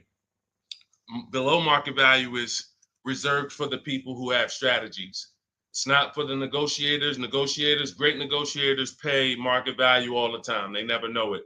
The only way to guarantee below market deals is to master the art of putting dealers against each other, looking at multiple offers. That is how you guarantee below market deals from home. So everything we're going to be talking about today is something we call the cars from home mindset. You do not need to spend more than 30 minutes in a car dealership to pay below market price. What you need to do is learn how to make dealers compete for your business so that you can stop begging for discounts. So you'll see this in a whole different way. We got a couple questions already that came from TikTok. So we'll get to those. You guys can start typing your questions. We have Dolan in the background. He's moderating and he's going to bring in as many questions as we could get through in the next hour. So we're going to try to go as fast as we can. Let's get the show on the road. Everything you're about to learn is going to be out of my new digital book. It's called Cars from Home, 7 Steps to Saving Time, Money, and Avoiding Dealerships. And as part of our welcome offer, you can get a copy for 75% off. It's normally $97 and it's worth every penny. You can Google it. You can see it's 5-star rated reviews, but I want to make you a special welcome offer to get your copy at 75% off. You can get it in my TikTok bio and my Instagram bio. Just click the link and it'll activate that 75% off. And for those of you watching on Facebook, you'll see a link floating. And for those of you on YouTube, we have a link pinned in the comments for you. So, but that's only for 30 minutes. Once that countdown hits 0, the price does go back up to $97. So even if you miss it, you want to get your copy. It'll be everything we're talking about. Okay, Dolan, let's get going. You can put the first question in. This one's Angie B. How are you? So I just got pre-approved for $30,000 from Nissan. Should I ask about the interest rate and loan? Yes, you should. We don't usually, in fact, we never get pre-approved from a car dealership. Nissan is, I was at the gym earlier and somebody said, hey, I went into my Lexus dealer and, I said, you own a Lexus dealer? He said, well, what do you mean? I said, you said it was your Lexus dealer. You said, I went to my Lexus dealer. I said, that dealer is independently owned and it's for profit. It's not for you. These people are not your friends. He said, no, you're right. He said, they are nice though. I said, well, you make more money when you smile while you're taking someone's money.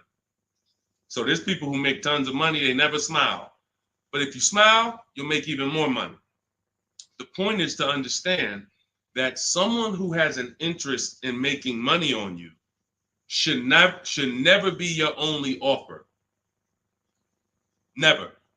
Because you don't know how much they've built in for themselves. So when you get this pre-approval offer, the best thing for you to do is to, all right, there's some smart people on here that know this. They know this particular part. You separate your car purchase from your loan. You can't mix these two things. I want you to start looking at Angie.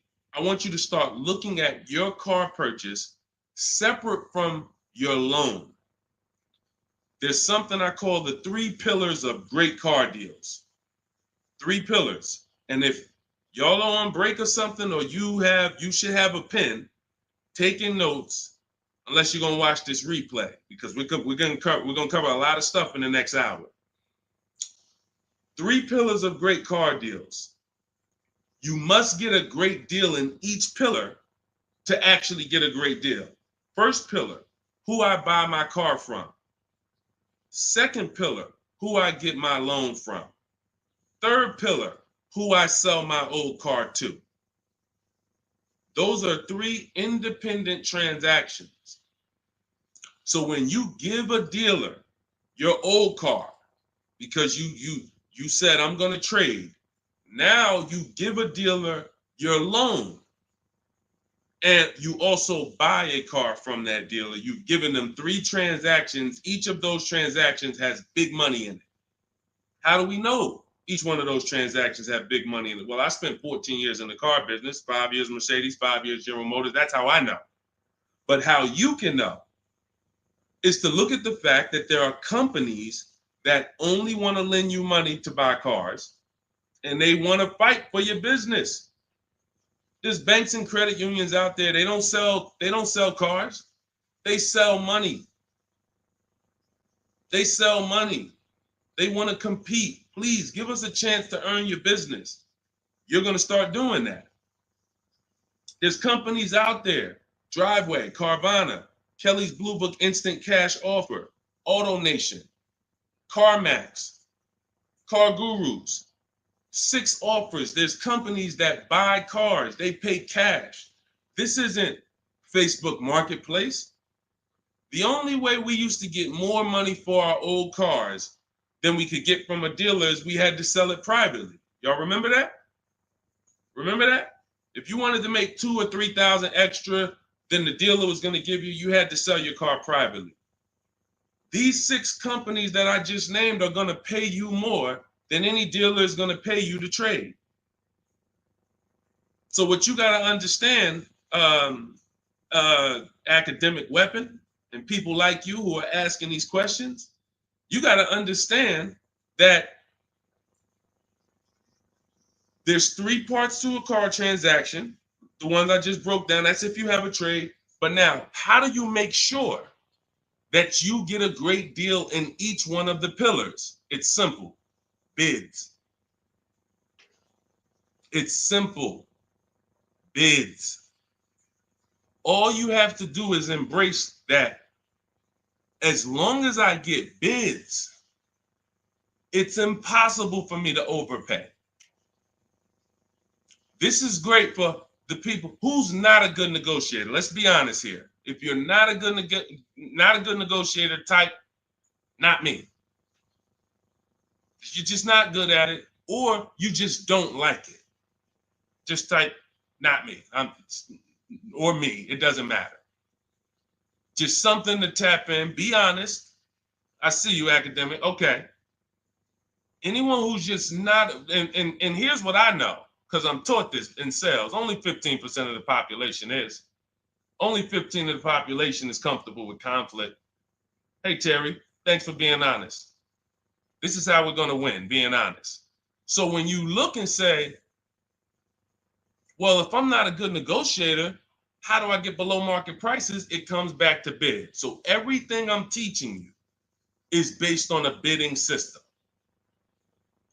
What you should be doing, Angie, is I'm gonna teach you something I call the bank bidding war. This is in my new book. So when you get your copy of the book, you'll see the entire bank bidding war blueprint. I tell you how to do this step by step. The credit bureaus, dealers don't want you to know this, so pay attention. Everyone hit the share button. Shout out to the sharers. I need everyone who shares to hit the share button. If you're on YouTube, hit the like button. Hit the like button, because we're about to drop something on you that I know you've never heard. Pretty much everything you're going to hear you've never heard. But let's go deep on this bank bidding war. The credit bureaus allow you to have multiple lenders access your credit within a certain period of time. And as long as you let them all access it in that period of time, it's going to have the same effect on your credit score as one hard inquiry. So if one hard inquiry on your credit would have lowered your score 9 points, you can have 20 and it'll lower your score the same 9 points. So obviously, if we could have one and we're going to take a 9-point hit, or we could have 20, what's better? With one person competing for our business or 20? So you cannot go into the dealers to do this. You can't say, well, I heard Deshone said I could go to this dealer and let them run my credit, and then the next day I could go to this dealer and let them run my credit. That's not how it works. You cannot do that. What you will do is you will make your deal for your car. First thing you're going to do, Angie, in the bank bidding war process is let's see, are there any special interest rates in the market? That's always step one. The bank bidding war is 3 rounds. Step one is, are there any special interest rates for the car I'm looking at? Are they running 0%? Are they running 1.9%? Anything that I know a bank or credit union can't beat at all. It's a subvented rate. It's like a rebate on a finance. It's the company saying we want to move a lot of these cars. Let's give the people low interest, no interest. Now, once I check that off, there's no special rates. Now we're moving to the next step, which is shopping for our car. Now, I have a tool in my book called the Perfect Budget Exercise. I created a calculator to do this because most of what you need to do when it comes to getting pre-approved is for budgeting. No different than buying a house. They tell you, hey, you're pre-approved for $400,000 at this interest rate and for a 30-year mortgage. Why do they do that? So you can budget. So the only purpose of a pre-approval is to budget. So the problem with these pre-approvals now is they're doing something where they're trying to get over on you. And they just see anytime the public starts to move in a certain way, here comes the scammers, here comes the wolves. Once the public started talking about pre-approvals, every bit of the conversation went there, but they don't want you to get pre-approved and shop competition. They want you to get pre-approved and locked into them. That is what you want to avoid. Anytime you see anyone trying to lock you into them, one dealer, lock me in. Hey, one dealer sent me this letter. Come get this car from us only. Lock me into them. Hey, you're pre-approved from this bank. Lock me into them. That's how you overpay. Because they don't want you shopping competition to find out that that offer from them is not the best offer. I don't care how good it sounds. It's not the best offer until we've seen 2 or 3 and 4 or 5 other offers. Then we realize, oh, that wasn't a good offer. So when they're doing these restricted pre-approvals, where first of all, they want to ding your credit with a hard pull. We don't like that. Second of all, they want to give you, they don't give you a rate, an interest, they give you a term, but there's an expiration date on it. Who's seen that? Who's seen that? Your pre-approval is only good for 30 days. Now, you done already hit my credit with a hard pull. Now I'm out here shopping, and I'm shopping with my back against the wall, and I have pressure not from the dealer that I'm buying from. I got pressure from the bank that wants to loan me money. Hurry up and find a car. If you don't find a car in 30 days, you got to come back and we got to hit your credit again. So what are you going to do when you're out there shopping and looking and you know your pre-approval expires in 2 days? You mess around and take something that you wouldn't have taken if you didn't have that deadline. So this is not what you want to do. This is not what you want to do. Hold on one second. Hold on. And I asked the people before when we did another stream, I said, hey, do you guys want me to do these quick skim over answers so we could get 20 questions answered in an hour, or do y'all want me to go deep on these subjects? And everybody said go deep on it. We like that. So that's the consensus. We don't do fluff answers here. This is car buying. This isn't, buying a pair of shoes. We go deep on answers. So we stay away from these because those were the games. These are the games these lenders are playing now. They don't want us shopping them. They don't want us shopping their competition. They're making a ton of money on interest, charging 7, 8, 9% interest, 10% interest to people who aren't shopping their competitors. We don't do that. What we're doing is we are going to, once we see that there's no special interest rate, we move into shopping for our vehicle. Now we're getting bids. Once we find the best offer on our vehicle, new car, used car, we lock it up with a deposit. We never take on the spot delivery. Type a $sign if you understand. Type a $sign if you've ever taken on the spot delivery from a car. You went in, signed the paperwork, same day, took it home. Type a $sign if you've done that. We don't want to do that anymore. I'm going to tell you why. On a finance, you don't have an opportunity to shop rates. You got to shop rates. From now on, you will be shopping rates. You're going to have 5, 10, 15 lenders compete to see who's going to give me the best rate. Because if I pay 7% on a $30,000 loan, but I could have got 5.29%. That's probably $1,500. That's probably, and we never go back and refinance. We just end up with a higher rate than we could have gotten. We wonder, we hope, hey, dang, I wonder if I got the best rate. This is what's going to eliminate that. So you're going to put the deposit down. Hey, I'll call you tomorrow. I'm going to go shop my lenders. And here's what we do that no one is teaching. We always let the dealer see if they can beat the rate. We do not only strictly go with our lenders. We don't have enough lenders to do that. If we had 20, 30, 40, 50 lenders that we were shopping, we got like, I show you how to reach out to about 5 in my book, but the dealer might have another 12, 13, 15. So we want all of these people competing. That way we guarantee we got the best rate. So what I want you doing, Angie, is I want you to not focus on one dealer's offer, one Nissan offer. No, that means nothing. You want to learn to separate your transactions. We've talked about the 3 pillars. You're going to bid each one out. And the best part about bidding is you can do it all online. You can do it all from home. 90% of what I'm telling you, 90% of how we buy cars and the people you're going to see, I'll introduce you to over the next hour. You see a lot of people who've learned from me. It's from home. That's why my entire process is called Cars from Home. The book is called Cars from Home. It's a digital book. It'll be in your inbox in 5 minutes, but you got to get there before the 30-minute timer goes down to get you 75% off. It's normally a $97 book, worth every penny. But for the next 30 minutes, if you haven't visited yet, you can get your copy for 75% off. Go to my TikTok bio, the Instagram bio. Don't miss it. You can come back to the broadcast. We'll be here. YouTube, we have a comment pin for you. On Facebook, you guys can see the link floating. Get your 75% off. That way you have all of this stuff step by step for the rest of your life. And when things update, I update the book. So that's another reason I love a digital book, because things happen, things change, new websites come out, boom, I go right in, boom, boom, update it. I don't charge you. Hey, you bought my book 18 months ago, but here's version 2. Send another $32 to, no, I want people to win. If you want to win, you're going to win with me. That's it. I'm not looking to nickel and dime people. That book should be $500, but at the end of the day, I want people to win. We want to make it accessible for everybody. Go ahead, Dolan, shoot the next one in. Skinner, good to see you, my man. Always checking in. Always good when I see you.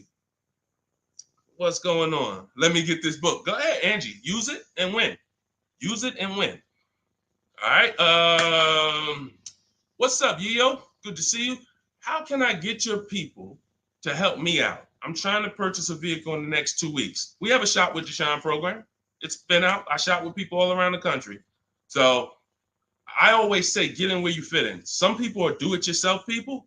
Anyone who's a do-it-yourself person, we have the master blueprint. It's step-by-step. There's different paths. So you're not reading a book on leasing, buying new cars, used cars, high mileage driving strategy. You're not reading all of that and then trying to see what I do. There's paths. I basically have it like the warp zone. If y'all ever played Mario, if you're on a lease path, I have links in the book to keep you on the lease path. You're not reading used car stuff if you're leasing. It's going to confuse you. So, but that's do it yourself. That's the blueprint. Some people are like, okay, I want to do it with you, Deshone. Can we work together? How can? Yeah, we have that too. And we have to. So I put the information out. There's no excuse. There's no excuse for you 2 years from now being on my live and saying, hey, I'm still trying to figure out the car buying process. There's no excuse. You got a 14-year veteran here who nobody in the industry can control me because I don't work for a dealership. So I tell you everything that I do to buy cars below market value, lease cars below market value. All the people that you see, you guys know, if you've been on any of my streams, you know we share 10, 15 people an episode sometimes who are reporting their deals. So at the end of the day, you get in where you fit in. Get in where you fit in, but find a place to get in. I don't care if you watch all my free videos on social media. Now, once you get my book or you work with me, you can stop watching those videos. There's no point in you watching my videos warning people when you're inside with me and you got my blueprints. So it's just about getting where you fit in. That's all. Go ahead, Dolan. All that information was Shop with Deshone. That's all in my bio. That's all in, any of my bios too. So what are the 6 companies to sell your car to? Great question. Make notes. CarMax, Driveway, Carvana, Kelly's Blue Book Instant Cash Offer. Do not use the Kelly Blue Book algorithm site where you just put your year, make, model in, boom. Your vehicle's worth $18,000. Do not use that. That is worthless. The only thing that matters is cash offers. That's all that matters. These are people who literally, they either send an inspector to see the car, or you go to a local spot, have the car inspected, they go and they cut you a check. Like it's like that. They don't negotiate. Sometimes Kelly Blue Book will patch you into a dealer and they'll say, hey, I might be able to pay more if I see it. We don't usually fall for that. We want strictly, hey, there's no used car manager in this world in this country who can't put a number on a car sight unseen. Like literally seeing it, that car is worth about this. That's what they do all day long. Look at cars in auction, make offers, make offers, make offers. So all of this stuff can be done online. And these are the people who pay more than, see, you're not going to, once you use this process, you're getting bids. Remember that. So if you're like, hey, I'm looking for a 2019 Honda Accord, I'm going to show you how to see the entire market. Because the problem is, there's another guy at the gym, because people know me locally, a couple people know what I do, and they'll come up to me, hey, I'm looking at this car. I'm like, look, I don't do this. I don't do this. I don't care how close you are to me. Like, I don't do this anymore. But, you get the same information. We've laid out the path. But he showed me, I just saw this car, though. I was looking at it. I said, there's probably 50 of those cars within 100 miles. There's definitely 50 within 300 miles. So the whole idea, remember, you have to know the goal of the person trying to sell you something. It's to lock you in to them. They want you to think this is the only one. This is the only offer. No, there's cars are cookie cutter. If y'all ever see these new cars come off the truck, you'll understand. Oh, they sent 4 of those black ones. There's 4. These cars are cookie cutter. And all of these dealerships are competing. So when we start bidding and getting bids and we find the lowest price car in the market, we get the lowest offer on a lease, on a finance. I have all of this in my book. We do this by email. With a used car, we go on the marketplaces. We go on, it's like shopping on Amazon or BestBuy.com or Walmart. We're going to all the marketplaces for used cars, and we're just screening it down. We'll talk more about that. If somebody wants to know how we screen down used cars, feel free to ask that question. But the point I'm trying to make is, once you have found the lowest car in the market, that dealer knows they're selling that car at the lowest price in the market. So they cannot turn around and beat all of these other offers that Carvana and CarMax and all of these companies made to buy your car. They'll be out of business. You can't be the highest price. You can't pay the highest price to buy people's cars and then pay the lowest and then sell your car for the lowest price. You're just not going to make any money. So what we do is we find the person who wants to buy our car for the highest price. That's step 2 in my books, the equity assessment process. Those 6 companies that I named.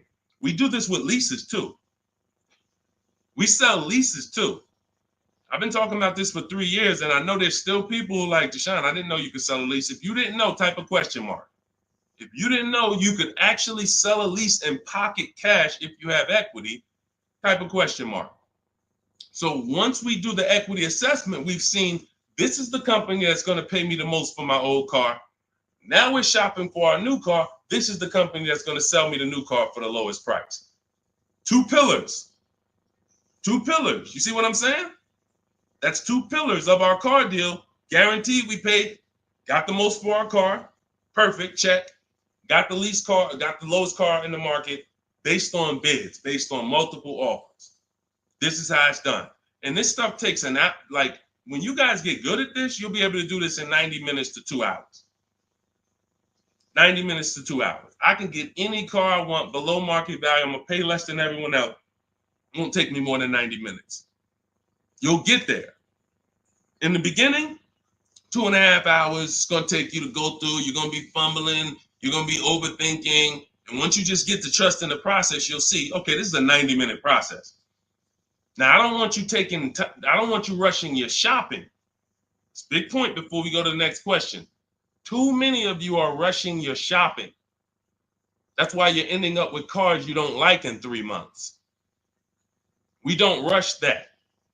We don't let anyone rush us into making a decision on the car we want. Step 4 in my book, in my process, I call it shopping, not buying. You're going to enjoy shopping the way we shop because no one pressures us. We don't let them. We enjoy our shopping process. We're only there to test drive. We take our time to decide what we want. Now, once we decide what we want, it ain't taking us no more than 90 minutes to get it. But the deciding of some of you might spend 3 months deciding what you want, and that's okay. Visiting dealerships, driving multiple cars, perfectly fine. But we don't, the problem is when you turn shopping into buying. That's the problem. You tell your kids, hey, kids, we're going to go out, we're going to look at cars this weekend. Yes, oh, God, Daddy, we're getting a new car, Mom. Yes, great. All right, we're going to go look. First, we're going to go to Toyota. Then we're going to go to Honda. Then we're going to see the Chevy. If we had time, we'll test drive a Nissan, and it's going to be a good day. All right, perfect. You come out there, you drive the first car. Next thing you know, Daddy's sitting down, Mommy's sitting down talking to the salesman. That's where this is where you ruined your shopping. You ruined your shopping. What is Daddy doing sitting down? Why are you sitting? Daddy, I thought we was going to Honda next. What happened? 4 cars we were going to drive. Yeah, but they said we got a good deal. It don't take them long. If you let them catch you, it don't take us long to catch you with something. Hey, we have some great deals today. The manager said this morning, we're not going to turn down any good deal. We're so far behind our goals. Anybody who makes us a reasonable offer today, the next thing you know, you're not shopping anymore. You're talking about buying. Y'all see the difference? Type locked in if that makes sense. That's why we had a specific step in our process. It's step 4. It's called shopping, not buying. Shopping is deciding what you want. Buying is coming home, getting multiple offers on what you want. And we don't mix those two. This is how you enjoy the process. This is how you wake up in 6 months and you still love the car because you took enough time to make your decision and you didn't let anyone rush you. We're not gonna let anyone rush you if you're doing this my way. Go ahead, Dolan. Roll the next one. But yeah, get those 6 companies. Get your equity assessment done. What's up, Terrell? Good to see you.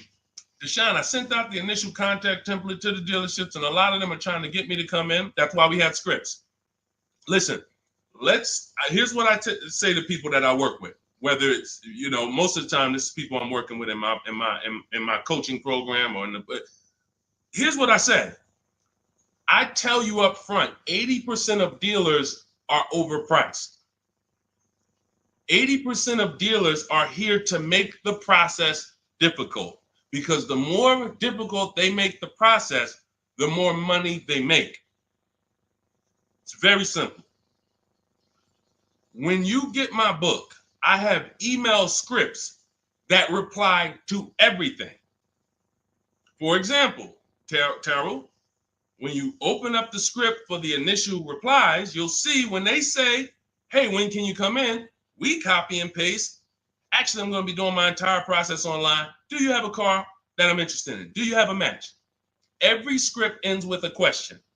Whenever you are emailing a dealer, it should always end with a question. Somebody said, how much is the book? It's normally $97. If you go to my TikTok bio before the actual 30-minute timer gets to 0, you can get it for 75% off. So it'll be $24. So everyone who's visited that site already, if that timer started, it's going. So once it gets to 0, the price is $97. That's just our welcome offer for our new people. And you have a link in the YouTube comments as well as Facebook floating. You guys can see it. Instagram bio. Go activate your 75% off.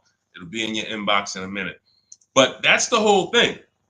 So let me read the rest of your question to see if it was something different. And a lot of them are trying to get me to come in and talk to them and test drive. What to do next? Resend another template. Well, there you go. No, you don't resend another template. We actually use the scripts. See, the reason why I know everything they're going to say is because those are templates too.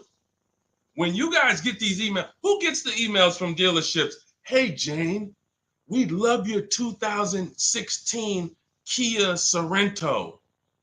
We have a customer looking for that. My used car manager just said he needs that vehicle. Who's gotten that? Who's gotten those emails?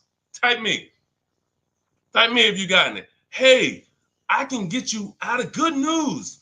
We looked at your 2021 Honda, and turns out we can get you in a new one for around the same price. When can you come in? Or when can we have a conversation? Right? Thank you, Dion Skinner. Okay, look, how do we know? How do I know you all are getting those? Because we sent them from the dealership. We sent them from the dealership. Listen, if you're not tagging your best friend into this broadcast, you're being a little selfish, because your best friend's out there right now and they need a car and they about to go and overpay. So tag your best friend into this. Hit the share button and share with your best friend. This is what happens. Those are all templates. There's a software we would use, Mastermind, Momentum. What it does is it just searches the whole database and it sends out templates to these people. If we send out 1,000 emails, 100 are going to reply. It's going to lead to this many appointments. Those are all templates. That's not custom stuff. Those letters aren't, oh, they took the time to send me a letter. So it was easy for me to prepare the counter scripts because I know everything they're going to say. When can you come in? Can we have a phone call? You know, it'd be a lot easier. All the stuff is there. That's why there's 3 different sets of scripts in my book. And there's no other book that does this. Quite honestly, there's never been a book that I've seen that actually has links to videos, actually has links to documents with scripts that you copy and paste. That's why I said, when I tell you the book should be $500, it should be. And then it would be, I'm only going to sell it to the people who really, really value their money. And they would. And they'd be like, Deshone, this was an expensive book, but I tell you what, this book saved me more money than probably any book I ever bought. But again, that's not God's plan. God said, listen, make it affordable, son. The people who are going to get it, they don't have no excuse. They have no excuse now. If the book was $500, you could, man, I really would get the book, but I don't want to lose $500. Book's $24 if you get there before the timer. So the point is, Terrell, use the scripts, follow the process, realize it's a new process for you, but everything's accounted for. Everything in the process is accounted for. Just use your scripts. Everything they say, copy and paste, and keep the conversation moving on your terms. And don't try to turn an 80% dealer to a 20% dealer. They're not going to be that. They're doing what they're supposed to do. Let them eliminate themselves. Usually, if a dealer's going to make it hard, there's a reason. God, we use a strategy for leases and new cars called the 25 to 5. We connect with 25 dealers online in 20 minutes. Then we send this initial contact template that Terrell sent. That's going to give us 25 dealers' inventories we're shopping from. So we never have to worry about, hey, you know, I don't really have that car, but maybe I could get it. You're shopping with one dealer, you're shopping from one inventory. Whatever they got, that's all we got. No, we're shopping from 25 dealers' inventory. So now out of the 25, we're looking to get 5 to 7 quotes, 5 to 7 offers. You're going to see they're going to be $150 a month to $200 a month apart, minimum. That's just how it is. And that's when you prove to yourself, holy crap, I see how different these dealers are. It's not close. It's not like, hey, I got 5 offers. This one was $605. This one was $590. This one was $580. This one was $570. Heck no. This one was $620. This one was $550. This one was $475. This one was $450. That's how far apart they are. The 80% make big money, big, huge commissions. Like, it ain't like, so the 20% are the people who we want to find and do business with. These are the people that compete. They want to beat their competition. We find them and we buy from them. Great question. Thank you, Terrell. Good to see you. Next question, Dolan. Oh, man, good question. And that's very common. Again, very common. It's a new process. All right, I said that's the same question. Same question, Dolan.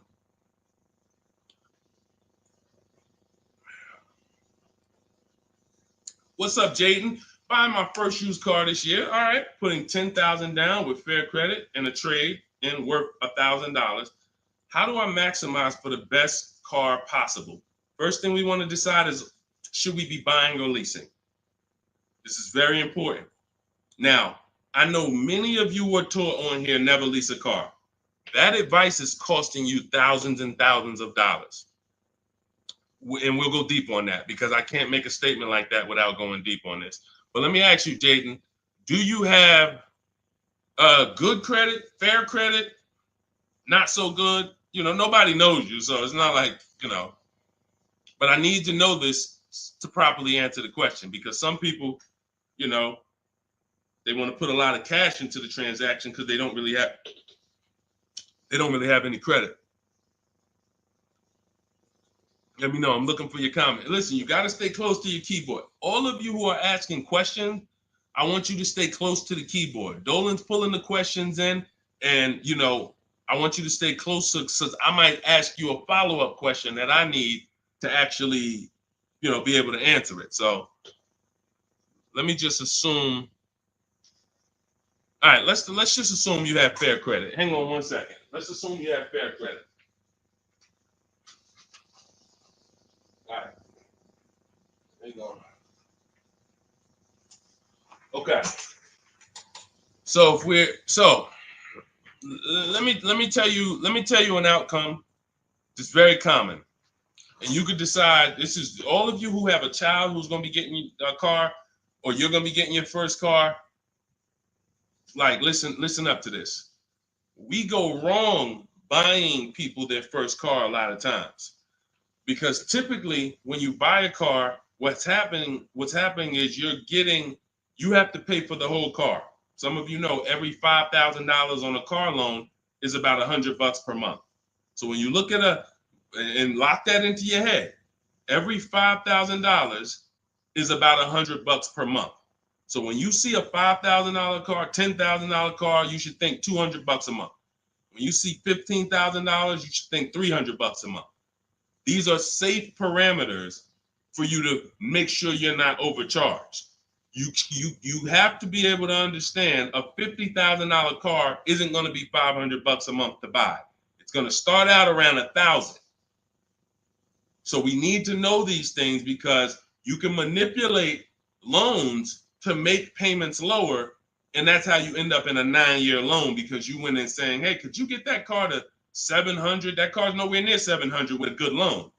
5 years, 6 years is the longest we go. I have a rule in my book called the Rule of 72 and the 10th birthday. 72 months is the max loan we take, and the car should be paid off by its 10th birthday to avoid problems. So by the time a car turns 11, car should be paid off, so that way you could actually put money to the side for maintenance. These are all boundaries that we haven't had, that if you follow them, you're going to have a lot better experiences. So if you don't have the credit to lease, then I would say, okay, get yourself an inexpensive car, try to get a small loan. You know what? The first question is, how many years are you going to keep the next car? That's the first question. That is the first question. When you open up my book, the first question, if you and I were talking on the phone, Jaden, the first question I would ask you before credit, before anything, Jaden, how many years are you going to keep the car? Now, if you say to me, Deshone, I'm definitely keeping the car 9-10 years. I don't need a car every couple years at all. I'll keep a car a decade. Perfect. Forget about leasing. In my book, first step is, how many years are you keeping the next car? I want y'all to answer that. Everyone who's shopping, everyone who will be shopping, you're shopping now, or you're going to be shopping soon in the next 6 months, a year. I want you to answer the question. How many years are you keeping the next car? Guaranteed. Guaranteed. Because everything else comes after that. When you're going to keep it 8-9 years, I'm going to show you the steps you need to make sure you get a car that will last 8-9 years. Plenty of people say, oh, I wanted to keep the car a long time, but you didn't take the steps to make sure you got a car that would last that long. So everything comes from this question first. How many years are you keeping the next car? So now, Jaden, let's say you say to me 8-9 years. Perfect. So now what we're going to do, we're going to the purchase path. Not thinking about leasing. New car, used car, based on budget. Based on budget. Now you said you have a trade-in worth $1,000. I'm guessing it's an older car, so you can still put it through the equity assessment. But if you're saying it's worth $1,000, who told you that? See what I'm saying? See, the highest offer for your car is what it's worth. I want y'all to get into the habit of getting offers so that you know exactly what your car is worth, not letting one person tell you what your car is worth. So now let's just say, for example, your car is worth $1,000. Now we're looking at, well, do we get a new car or pre-owned car? And if we get a pre-owned car, here's how we determine new car versus pre-owned car. Budget is one. Now let's say you could afford both. I could afford a new, I could afford a new pre-owned. Which one? Well, it's based on values. Some people, you only get a new car every 10 years. You're like, hey, I want to get me a new car. Because at the end of the day, over a 10-year period, the amount you pay for the new car, you'll get some of it back on the back end. And some people are like, I want to get a new car every decade. I want to treat myself. I could afford both. Some people are like, hey, I can afford both, but I'd rather knock 30% off. I don't need the latest one. I'd rather knock 30, 40% off what the price would be. It's just different values. There's no right or wrong there. In my book, I teach you both of those things. When you get to that step, that's how I help you make a decision. So sounds like, I would need more information. That's why I'm asking you, because I don't teach a one size fits all thing. I teach based on where you're at, here are your options. Pick one. Now, when it comes to buying versus leasing, oh yeah, one size fits all. Anybody on here who is not keeping their cars 8 years and you're buying them, you're losing thousands of dollars. You're just losing thousands of dollars. You can't compare. Like, look at somebody like Safrina. I use Safrina's deal. Oh, that's Teddy. Look at Teddy. That's a luxury car. Let's take a luxury car. Teddy got a $73,000 BMW. $73,000 BMW. He's paying $856 a month. He's not keeping it 8 years. He knows the 8-year rule. He said, okay, if I'm not keeping my cars 8 years, I'm going to shop for a below market lease. He uses our bidding system. He gets multiple offers. He said the highest offer during the process was $1,123 a month. That was his highest offer. He's paying $856. When I tell y'all, if you don't have a system to reveal the 80% dealers who are overcharging people, you're buying from one of them. You're buying from one of them. They do business. It's not like these guys are going out of business. You're buying from one of them. And you see, but Deshone, they told me this was the best deal that they could, this was their best offer. It was their best offer. It wasn't their competition 20 miles away's best offer. It wasn't that small dealer that's 45 minutes away that doesn't get the traffic that this city dealer gets, that once they see your information and they say, wait, hold on, we don't get the opportunities they get where they could just charge people and then they keep coming back. We only see, 3 people a day sometime. Boom, okay. Listen, we're gonna beat their we're gonna beat them, and we're gonna have our license plate in their market. This is what you can't see that when you're in a dealership trying to make a deal, negotiate with them. So this is what you prove to yourself. The 80% dealers charge tons of money before, and they won't go below a certain price. They might take off $3,000. I ain't going no lower. That's it. You don't want the car? Next. See you later. Listen, sorry, I'm not selling a car for less than that. They have a minimum threshold, a maximum amount. We ain't taking less than this for our car. Their competition, they'll go 3,000 less than that. Got to get them. So now let's go back to the leasing versus buying scene. When you look at this and you look at Teddy, you can see, can you take that comment down, Dolan? Matter of fact, I got it. Look at Teddy. So $829 a month, he's paying $856. Now, $73,000 vehicle, that vehicle on a 5-year loan, every $5,000 is about $100 a month. That vehicle should cost $1,500 a month. Even if he got a huge discount, let's say he got 15 grand off. Somehow, magically, he got a ridiculous discount. Instead of 73, he pays 60. $1,200 a month, 5 years. $1,200 he's paying $856. No money down. We don't, and whenever we shop, what you're going to learn as you listen to me and you shop the way I'm telling you to shop, everything we shop is no money down. We might put money down later, but we only put money down after we guarantee we got the best deal. All right. Let me echo that. You only put money down after you guarantee you got the best deal. What does that mean? You paid the best price for the car. You found the dealer that's going to sell you the car for the lowest price. You found the bank that's going to get you the lowest money. You did this from home using online tools. If you're doing it manually, you call around. I don't care if you call around. It's harder than my way because, but you want to call around and try to get multiple offers from dealers. The point is, once you find the best offer, now we can put money down if I want to lower my payment. But what dealers try to get you to do, especially the 80% and the people you're used to dealing with, they want you to put money down to get to a payment you'll take the car for. Big difference. Hey, how much is this car? Hey, it's $1,100 a month. Yeah, I can't afford that. How much money can you put down? How much money can you put down? Man, I could probably put down like 15, but can you get me to like 700? Now you're trying to buy your deal. You're not focused on the interest rate. You're not focused on the price of the car. Is he even selling me this car lower than what I could get on the market? You're trying to buy your deal, which is why the 80% dealers, here's what the 80% dealers make tons of money doing, making you think you want. And all I want you to understand is this is simple, easy. That's hard. Once you step in, start doing this like Teddy, once you start doing this like Danielle, look, like Ansley, look, like Jen, all of these people get below market deals from home. Once you start doing it like this, you'll realize this is the easy way. At home, at work, man, I just bought a car. How you buy a car? I ain't even see you spending all this time in dealerships. Look at all these offers in my email. Look, this offer, this offer, this offer, this offer. Yep, just the one. I just locked it up, saving me $7,000. You'll never go back. You'll never go back to the old way. You have to learn cars from home. All the money is over. All the overspending happens inside dealerships, which is why we never do it. Go ahead, Dolan.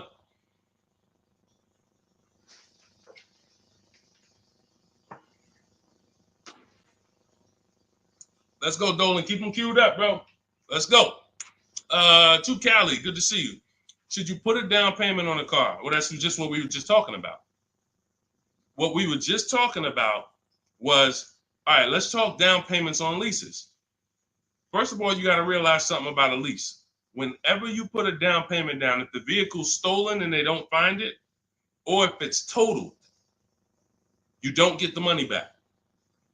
I'm not a fan of putting huge money down on leases, but unless you do one thing, you assess, well, two things technically. There's only two ways to lose your down payment. Car's stolen and they don't find it, or it gets totaled. So here's what you ask yourself. How many cars have you had stolen in your life? Some of you are going to be like, man, 3. I wouldn't be putting down payments on leases. Some of you like, Deshone, I never had a car stolen. Thank God. All right. You can check. You can check. Now, second question. The vehicle you're buying, what's the chances if you get into an accident, it can get totaled? You're buying a huge Jeep. You're buying a huge S-Class Mercedes. You're buying something that's very hard to total. You're good. You're good. You're buying a Honda Civic, putting $5,000 down on it. It's not a good. You're taking big risks. Big risk. So that's how we assess leasing. But here's the thing. This is how we shop for our leases. This is all in my digital book. We shop for our leases with only first month's payment down. That's really no down payment because when you lease, you give them your first payment, then you drive off. And when so that's how you do it. So first month's payment out of pocket, 12,000 miles per year. And we put taxes and fees in the payment. That's it. That's it. We get all our offers that way. The dealer's going to give you the offer based on how you told them to give it to you. If you told them, hey, just work me a lease out, They're gonna work you out a random lease, $3 grand down, boom. When you see these commercials, these are not deals. Listen, you cannot never judge. I told y'all at the beginning of the stream, it's 3 prices you can pay for every car: market value, above market value, below market value. Those are the 3 prices. Below market price is the people who got skills. That's the stuff we're talking about here. Below market comes from bidding. When you look at these offers, look at these commercials. Look at. Let me show you a deal. Look, Ansley just got a 2024 Infiniti QX Lux. MSRP is $58,000, $58,490 to be exact. Said I'm only paying $554 a month with my first payment down only, right under 1%. Now, some of you, if you're savvy, you've heard of the lease 1% rule. That's been around for probably 30 years. I created the 1.5% rule because people were overpaying for leases. People knew, the savvy people knew the 1% rule. They knew this is great value. This is a steal. You get a lease under 1%, no money down, you stole a vehicle. Doesn't mean it's your best deal because Zafrina got 0.88. So she got 0.88. So just don't think, again, bids. Bids. It's like, hey, you don't know how much you're going to save on the car. She didn't know she was going to get 0.88. She knew the 1% rule. She got her offers. She ends up closing the deal, $579 a month on a $65,000 vehicle. So this is how you shop. So once you get an offer, if it's between 1% and 1.5%, that's good value on the lease. The closer to 1, the more value. But in order to get 1, you need rebate. You need we don't understand sometimes the lease program. The dealer can't control that. So what we do is we shop. When you see a deal that's 1.1, 1.2, 1% low, that means there's a lot of rebates there. There's a lot of there's probably great residual, low money factor, which is the interest rate. You can't control these things. All you can do is bid it out. Now, once you get to a payment and you're like, okay, I already know I'm under 1.5%. I got my 5 to 7 offers, so I know this is the best offer. But I want to drop my payment probably another $50. Now you put money down. You see what I'm saying? Type $signs if you got that. You shopped your deal. You got your offers. Type a $sign at that click. I'm talking to the people that's locked in. Listen, I know, unfortunately, we live in a world, a lot of people distracted. We sit here, we could talk big money all day long, and it's just flying past it. They got 100 other things on their mind. But the people who locked in, type a $sign if you understand that. When you shop for offers, when you look at your lease offers, the way I just told you we shop for them, now we get the offers, we say, all right, boom. This is the best one out of 5 to 7 dealers I got. Let me now lower my payment. First of all, if you can afford that payment, just take the deal. Much better, put no money into the deal. That way, if God forbid it's total, boom, I come back, I do it again, ain't no problem. I didn't put no money into the car. But if you look and say, I want to lower my payment like $100 a month. First thing you do is assess what I told you a couple minutes ago. How many cars have I had stolen? The lower, the better. If it's one time, okay, chances of this car getting stolen, slim to none. All right, how easy is this car to total? Now, it's a big vehicle. I'd have to get into a pretty bad once-in-a-lifetime accident for it to be totaled. Perfect. All right, you can throw $2,000 down. You can throw $3,000 down to lower the payment more. That's how you use down payment money. You never use down payment money to buy your deal. You must have the deal before you apply the down payment. You must have the lowest interest rate before you get the down payment. You must have the dealer who's selling you that car lower than anyone else before you apply the money down. That's when you know you have a deal and your down payment isn't being taken and used as profit. Anybody else, down payment's being used as profit. It's just padding the deal. Give us more money to work with. How much could you put down? 6? All right, let me go work this out. And they're just around moving money around. They're moving, you're buying a car from them, you're getting your loan from them, and you're giving them $6,000 to work with. They have all this money to work with. That's a dream customer. And if this is you, I don't want you to feel bad. I only want you to feel, because no one told you this until now. I only want you to feel bad if you keep repeating it, because you got no one else to blame. Right now, you have the opportunity to change everything and focus on what I'm teaching you. So no one can do this to you. But the dream customer comes in, got a car to trade, wants to buy a car, needs a loan, How much could you put down? I'd probably put down like 3,000. That's 4 things you just gave him to work with. I got money in your loan I can move around. I got money in your old car that you want to sell to me, trade. All right, I could use that. Got some margin there. Then in the car you want to buy, I got some margin there. Then I got your down payment money that I got margin. I'm just about to let me manipulate a couple things and here. That's what we don't want to do. All right? That's why we separate the transactions. This stream, if you get the 3 pillars of great car deals, separating your transactions, bidding them out, this can never happen to you. None of this stuff could ever happen to you. Okay? Everything we're going over is in my new digital book. It's called Cars from Home, 7 Steps to Saving Time, Money, and Avoiding Dealerships. This teaches everything step by step, how to get below market leases, below market purchases, new cars, used cars, high mileage driving strategies. Some of you who are driving over 18,000 miles a year, you can't do some of this stuff is not, you need custom advice. See, again, I don't do one size fits all. You can't be an 18,000, 20,000, 30,000 mile a year driver and think you can actually use the same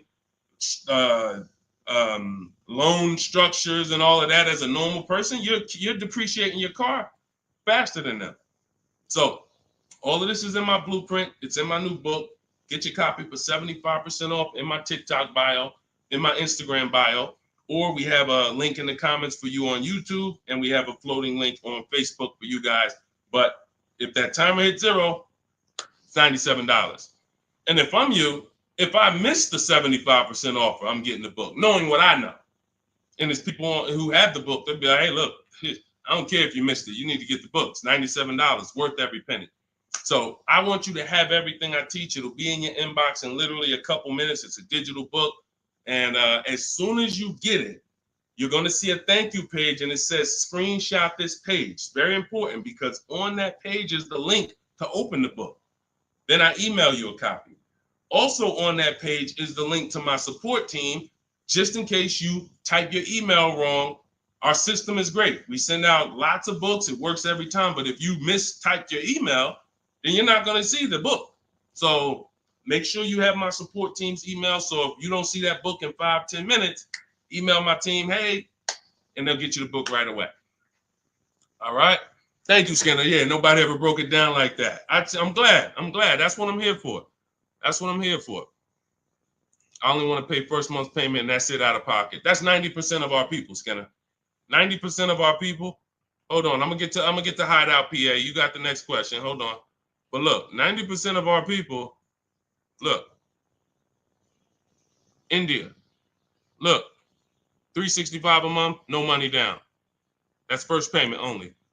Look, Melissa, look, got her hybrid Honda Pilot 2025, $597 a month. She made $12,000 on her equity assessment, sold her car. So $597, I'm trying to see an MSRP, almost 50 grand. So it's a 1.2% lease. Look, nothing out of pocket, first month's payment. Look, Ansley. I gotta go get the rest. I didn't hit see more to get his detail. You see, Ansley got 2 cars. He just got another BMW. Hold on. Look. Milligan. Everybody, we pretty much, look, zero is signing. Melissa. This is what we do.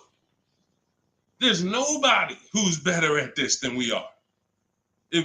Listen, if I had the time and we did one stream where we just sat here for an hour, I could show you 100+ people. Boom, boom, boom. Well, I just show a dozen because I'm not going to spend too many. Look, if you don't get it from 10 people, you're not going to get it from 100.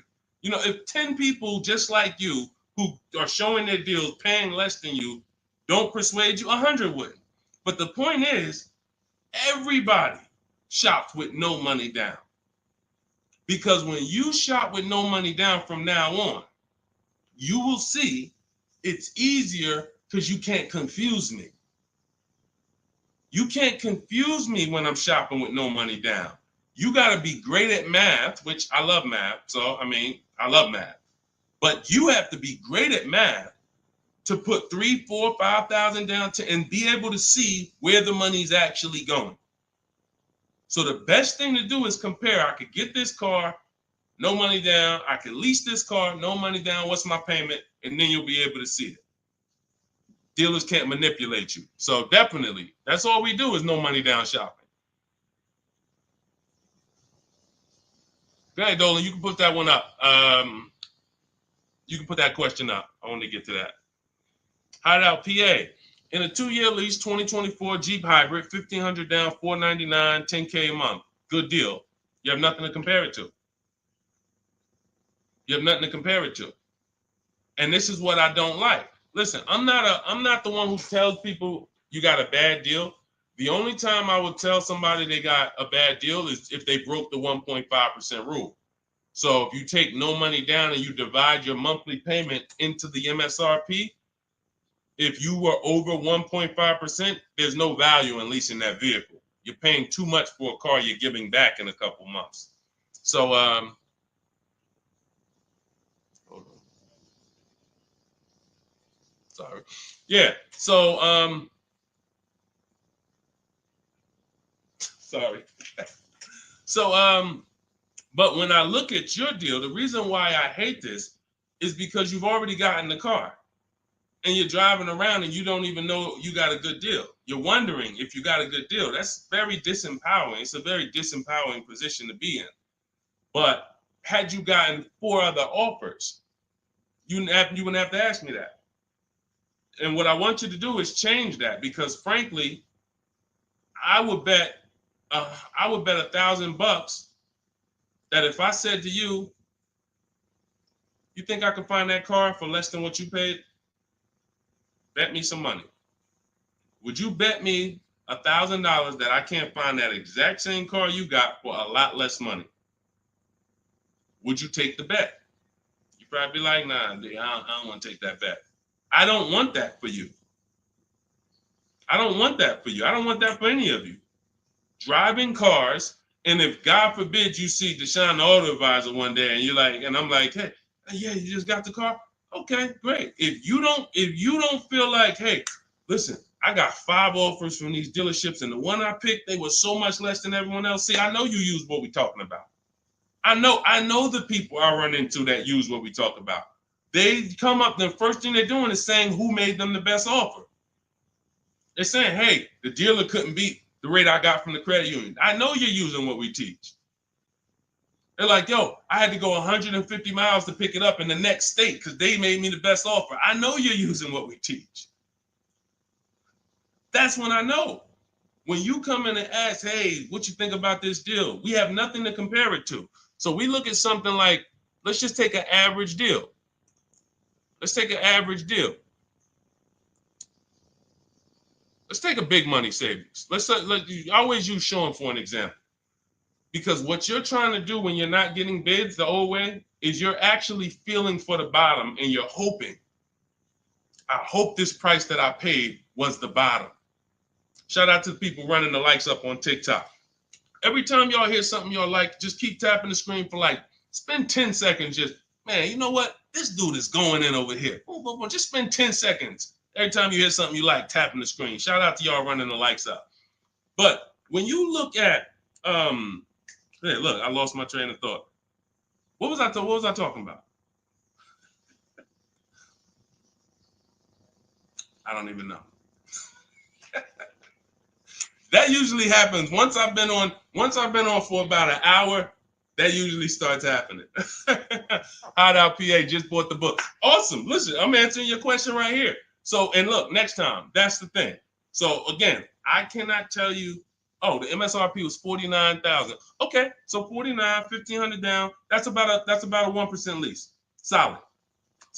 We don't know if you could have did better though, and that's the point. Again, Zafrina. Funny story about Zafrina, and she got this 0.88% lease, right? You're probably a little over 1% because you put about 1,500 down, so that $1,000 probably would have put you about maybe 1.1. Still great value, absolutely great value. great value. But Zafrina called me. She was shopping for a Jeep Grand Cherokee. She didn't call me, but we you know, she's in my program. Again, we have Shop with Deshone, Shop with, you know, blueprints. It's all up to you. However you like to learn, we provide it. So she was shopping for a Jeep Grand Cherokee, and the best offer she had was like 1.1, and it was solid. But she was coming out of a Jeep where she was under 1%. Her lease was up. She was under 1% on her old lease. And she said, the guy told me if I take the hybrid version, or the electric version, he can get me down to 1%. No, I think she was maybe 1.2 on a Jeep Grand Cherokee Limited at the time. She said if I take the hybrid version, he said I could do a 1%. He could get me to like 1%.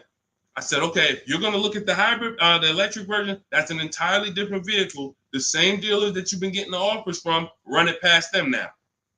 That's a different lease program, different vehicle.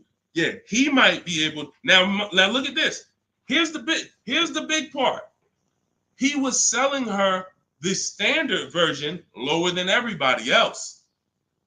But then he flipped her to the electric version because it had a better program. She ran the lease again, and another dealer sold that vehicle lower than everyone else. This is why this round robin system is so fun and empowering and revealing. You cannot trust any one dealer. We put them against each other, and that's how we win. So she ends up getting a 0.88% lease, $579 on this $66,000 Jeep. So that's the only thing. Even when we get a great deal, you never walk into a dealership say, get me to 1%, get me to 1.2, get me under 1.5. We don't say this stuff. We get bids. We never know where the best deal is going to be. We just never know. That's why we get bids. So everything we are learning is in my new digital book. Those of you who spent the last hour, 10 minutes with us, you're like, Deshone, I got it. I took a lot of notes. Perfect. But those of you who like Deshone, there's no way I'm going to remember all of this stuff. I want the whole step-by-step blueprint. That is Cars from Home. My new digital book is called 7 Steps to Saving Time, Money, and Avoiding Dealerships. You're going to learn how to get below-market car deals on leases, new cars, and used cars, and without spending more than 30 minutes in a car dealership. You'll be doing this from home. Everything we do is putting dealers against each other, making banks bid. We don't beg for these discounts. None of these people you saw me share, they know we don't do any begging. We are the prize. You are the prize. You haven't acted like it. You haven't accepted it. You haven't shopped like it. You're begging. Hey, come on, can you take off another $50? Come on, $25 a month. You're going to lose a deal over this. This is begging. You're begging someone to give them a $50,000 transaction. We don't do that. We're at home, empowered. Everything we do is in there. You have it in your inbox in literally minutes, and you can get it as long as you get there before the 30-minute timer is up. You get it for 75% off. So you won't pay the normal $97 price. You get your copy in my TikTok bio, in my Instagram bio, or you can click the link in my YouTube comment or Facebook below. So shout out to the people that's locked in. Skinner, shout out to you, Hideout PA. Shout out to the people who are like locked in. I know I can only help a small percentage of people. That's the sad part. The sad part is when I came to the internet, a bunch of smart people who studied the internet, they do this. I never sold any products on the internet. They told me, Deshone, doesn't matter how inexpensive you make it, you can't help everybody. They're not mentally gonna let you help them. I said, no, that's impossible. Nah, I said, look, no way. No, I'm gonna be so transparent. I got the industry experience. We got hundreds of testimonials. They go to all my pages. They can see their peers, people just like them, grandmothers, single mothers, all that. They said, Deshone, none of that matters. You can only help a small percentage. And they've been right. And I used to be disappointed. I really did. But now I focus on the people who are locked in. Whatever God gave me, whoever God assigned to me, I'm focused on you. That's it. So I'm here to make sure Hideout PA wins. She got the book. I'm here to make sure that Skinner wins. I'm here. Anybody who locked in, hey, Deshone got the book. You talking to me. I'm the 10%. I'm the 20%, whatever percentage it is. But the rest of you, you got to evaluate yourself because you're going into a very expensive purchase that is the second most expensive purchase you're ever going to make. And you're going in to deal with sharks. Like you really live that. Like you're really ready for that. I spend more time warning you of what the inside is like because I've been in the inside.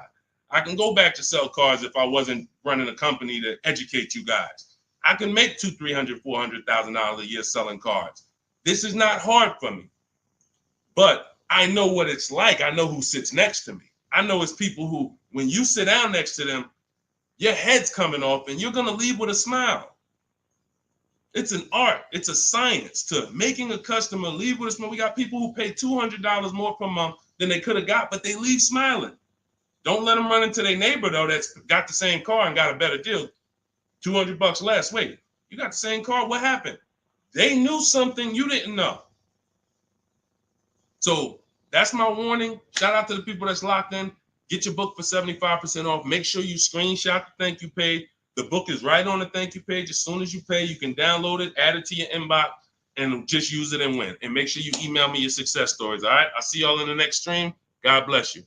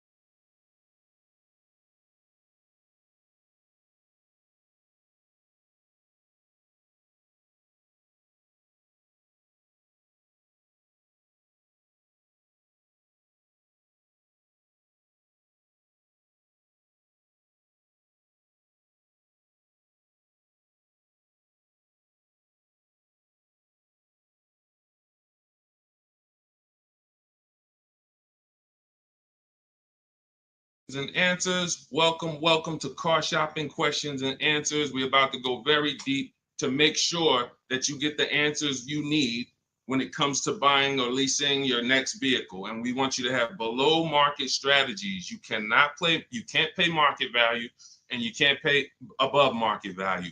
The goal when you are purchasing or leasing a car is to get a below market deal. That's the only deal. If you pay market value, you're paying what everyone else paid. It's not a deal. If you pay above market value, you're paying higher than what most people pay. It's definitely not a deal. The only deal is below market value. I see you, Rachel. We're gonna start off with you. I see your question on coming in on TikTok. So Dolan, we get ready to pull these questions in. As you guys start typing your questions, we're gonna have Dolan pull them into the show so you can start typing. And I want you to know that everything you're gonna learn over this next hour is out of my new digital book. It's called Cars from Home. 7 Steps to Saving Time, Money, and Avoiding Dealerships. I wrote this book. I put 14 years of industry experience in the car business, working with dealers, working inside Mercedes-Benz, inside General Motors, and I created a 7-step process for you to get below market leases, below market finance deals, below market loans, below market cash purchases, below market used cars, and I have high mileage strategies in there for those of you who drive over 15 or 18,000 miles a year. It's all in there step by step, and you can get your copy for 75% off as part of our book launch offer. You can click the link that's floating on Facebook. You can click the link below on YouTube. We have a comment pin for you, and inside my TikTok and Instagram bios, you guys have a 75% off link for 30 minutes. Once that timer goes to 0, the price does go back up to $97. It's still worth it at $97, but I'd rather you save the 75% off the total price so you have even more value. So get your copy immediately. Don't let it go down to 0 before you get your copy, all right? Let's get started, Dolan, with the first question. Start typing your questions, guys. We're going to get through as many as we can in 1 hour. And as you come in, can you hit the like button? It does matter. It does activate the algorithm. It does let these platforms know that we need more people over here so we can help them protect their money. Okay, this question came from Rachel. what's the best time to get a car? I drive a 2014 and I own and I owe $18,000. What is the best advice you can give on trading a newer vehicle? It's under 18, it's under 100,000 miles.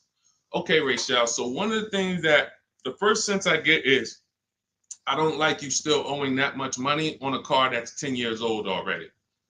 I have a rule that I teach. It's called the rule of 72 and the 10th birthday. That means that you never want to take a loan longer than 72 months, but you also don't want a loan on a vehicle past its 10th birthday. And I'm going to tell you why. In 14 years in the car business, I've seen tons of people have things go wrong about the 10-year mark.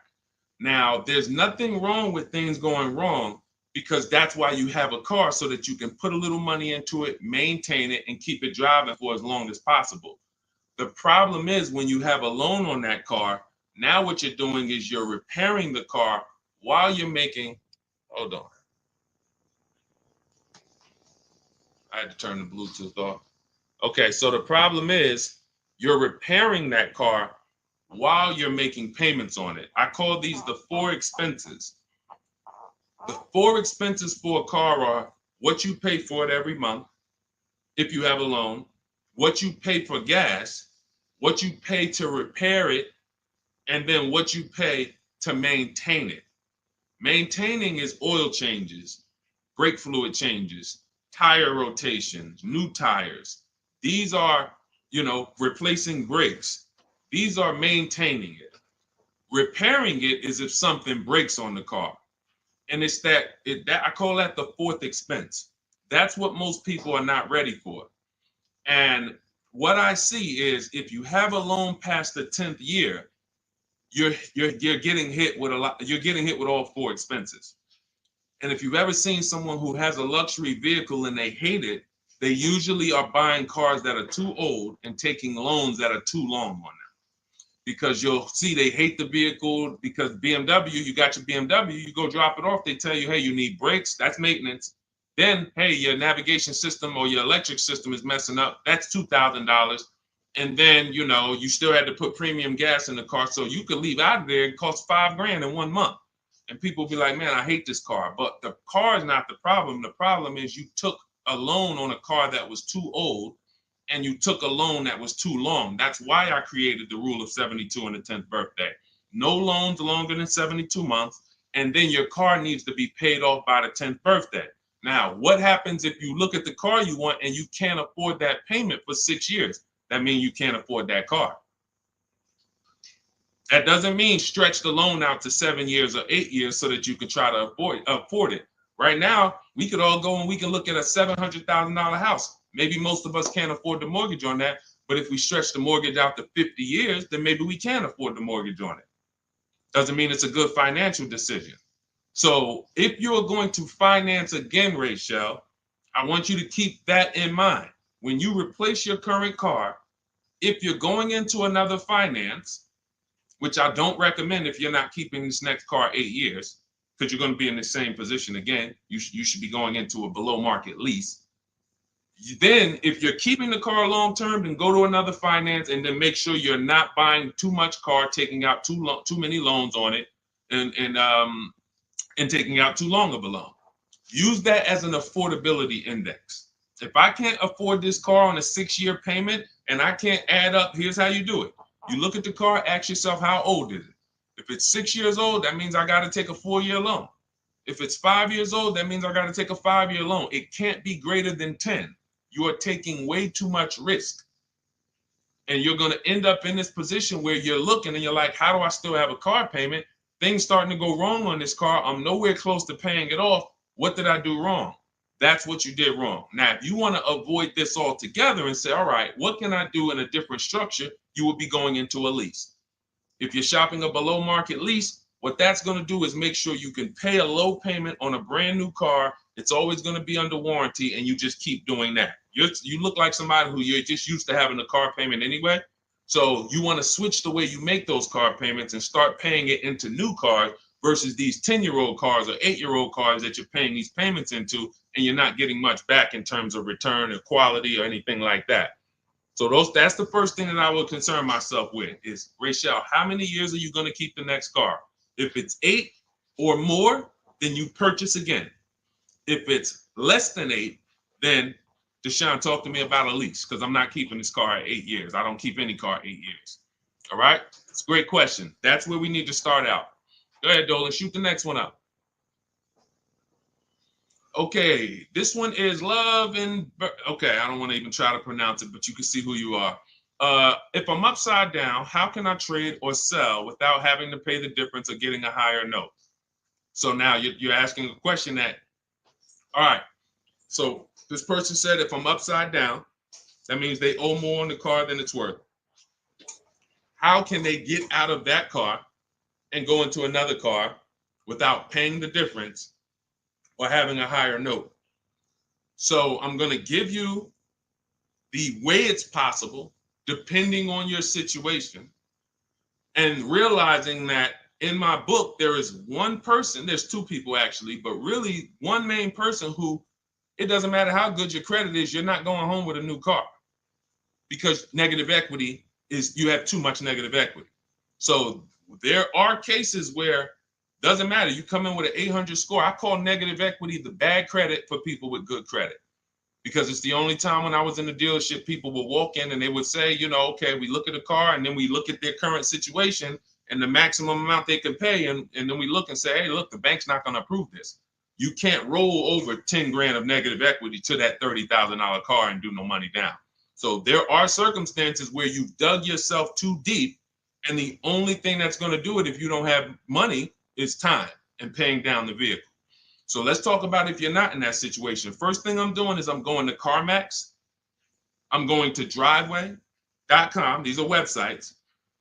This is because you notice what she said. If I trade or sell, that's very important, because some of you've been on the stream, you know we don't sell. I mean, we don't trade. We always sell our cars to cash buyers. You know, that come, they write big checks, they pay more than dealers.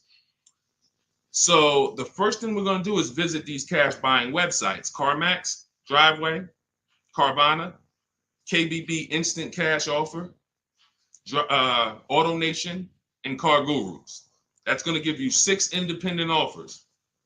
Now, once you get those 6 offers, that's going to tell you how much negative equity you have based on your payoff. You need to call your bank and ask them, how much is my payoff? That's the amount you owe. Don't look at your statement. Call your bank, make the phone call, and find out your payoff. Now, you look at what your payoff is, and you look at what your highest offer is. If your highest offer is the same as the payoff, you're break even. If your highest offer is 20, but your payoff is 15, that means you got 5,000 of equity. If your highest offer is 10 and your payoff is 15, you got 5,000 negative equity. So now the best thing to do is what I call pay the difference. Because when you pay the difference, now you can go into your next transaction and you can do a clean transaction. Clean transaction. So whatever deal you get on your next car, it's clean. You're not bringing any baggage over. You can shop multiple offers. There's no limits. But if you can't pay the difference, now you have to do what we don't like doing, which is trade. And there's going to be a ton of people with negative equity, because a lot of people bought cars that were overpriced from 2020 to 2022. You know, we were trying to warn people to lease, to ride out the market, buy inexpensive pre-owned cars to ride out the market, or, you know, keep their current car and not shop if they didn't have to ride out the market. Some people didn't take that advice, and they went and they overpaid because they had no shopping strategy. And now they're going to be 15 grand negative equity trying to get another car. So if you can't transfer, you know, there's limits to what you can transfer. If you can do what we teach and you actually can shop the market the way we teach, you might get a deal like this. Let me show, this is Milligan's deal. She just made this deal a couple days ago. It was for Mercedes-Benz brand new EQS. It's an EQE. It was a $79,000 vehicle. Using our shop from home strategy, she never left the house to get this discount. She went from $79,000 to $51,000 on a brand new vehicle.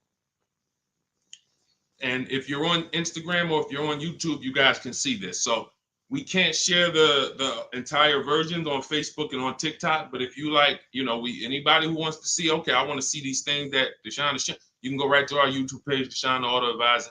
And you go right to Instagram and you'll see the actual documents. This is her deal. She's posted up $79,000, $51,000. Why is this so important? Because when the bank goes to lend on this vehicle she bought, they're lending based on the fact the MSRP is 79. So the banks will usually lend up to 20% more of the MSRP if you have good credit. So 79, the max they'll lend is another 20% of that. So let's say, $96,000 is the max they're going to lend on a $79,000 car. So let's just say you have 15,000 negative equity. Now, you don't know how to shop. You don't get the same discounts we're getting. You don't have that same thing. You can't slap all of that negative equity on and your taxes and your fees because you're going to blow out the loan to value ratios. The bank's not going to approve it.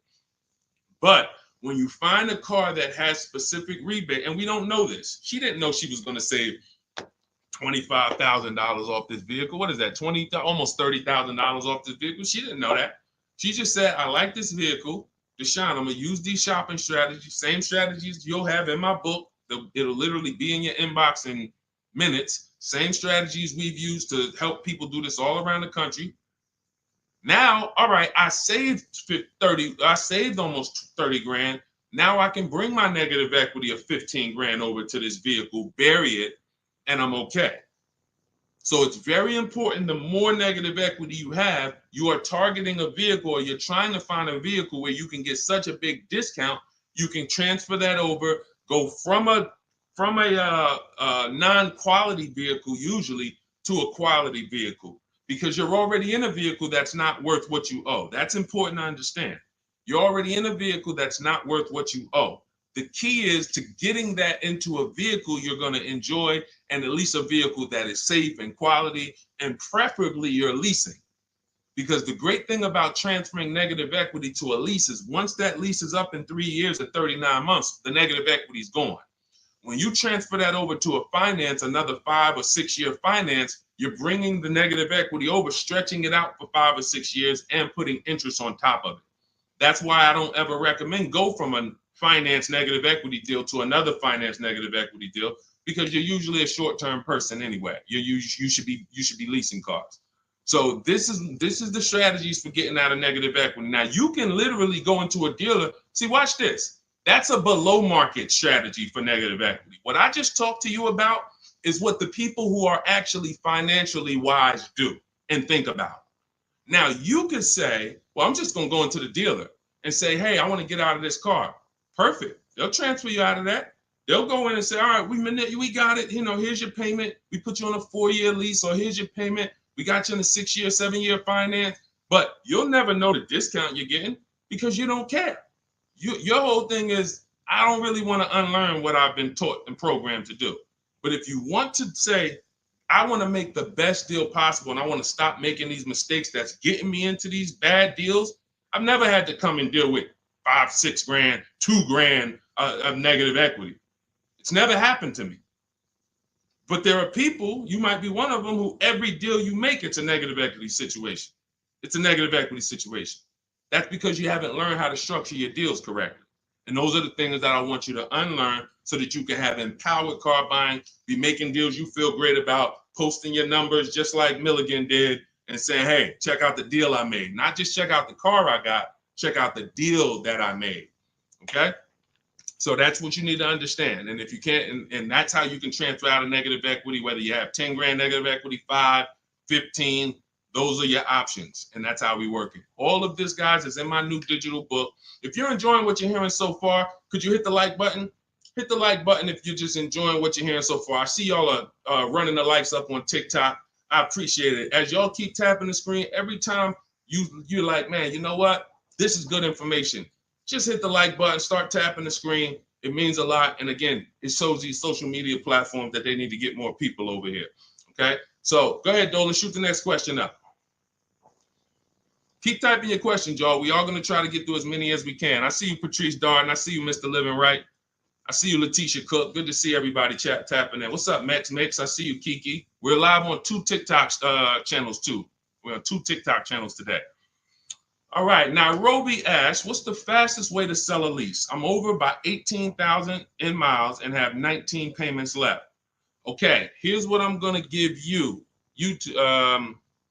I'm gonna give you, this is, now, who has a lease right now that they're pacing to go over their mileage? They're pacing to go over their mileage. Who has a lease right now? You haven't gone over yet, but you're pacing because you're not over until the end of the lease. If you tell the leasing company you're going to drive 12,000 miles per year, then they want the car back with 36,000 miles on it. If you sign for 15,000 miles per year, then they want the car back with 45,000 miles in 3 years. You do a 20,000 mile a year lease. Some of you might have not known you can do high mileage leases. We talk about that all the time. It's only a couple dollars more when you get below market deals. If you're not keeping cars 8 years, the high mileage leases are some of the best things you could be doing. It's literally pennies on the dot, cents on the dollar compared to purchasing, and we never have negative equity, and we drive as much as we want in these new cars. If you're pacing, once you bring the car back, you could do 10,000 miles your first year, 20,000 miles your second year, 8,000 miles your third year, as long as the total at the end doesn't exceed what you told them you were going to spend, then you would be fine. So you're not over your miles, you're pacing to go over your miles.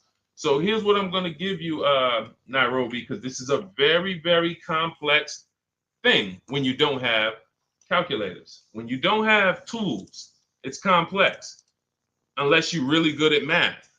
But what I'm going to do is I'm going to put this comment on YouTube and Facebook.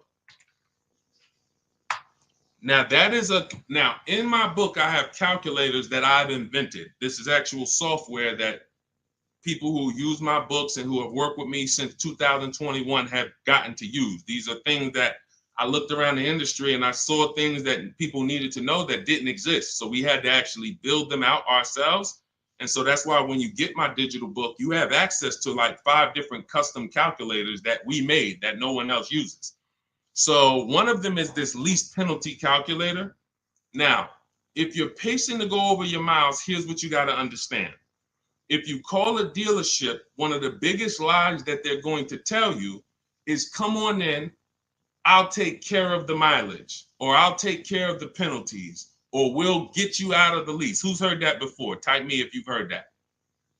Type me if you've ever spoken to a dealer, if you said, hey, I'm going over my miles, or hey, I'm thinking about, I want to get out early, and they said to you, no problem, come on in, we'll get you out of that. Don't worry about your old payments. Who's heard that? Who's heard that?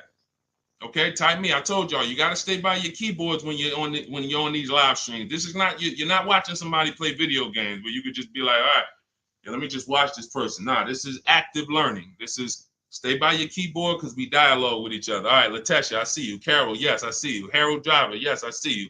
All right, so here's what happens. Those payments and that penalty that you drove over your miles, they don't get taken care of. They get rolled into your next deal. The only way lease payments disappear is if they have something called a payment waiver. And that's for loyalty in some cases. They don't say, hey, you got a Honda, you're buying a Toyota, we'll waive those old payments. They'll say, we'll take care of them.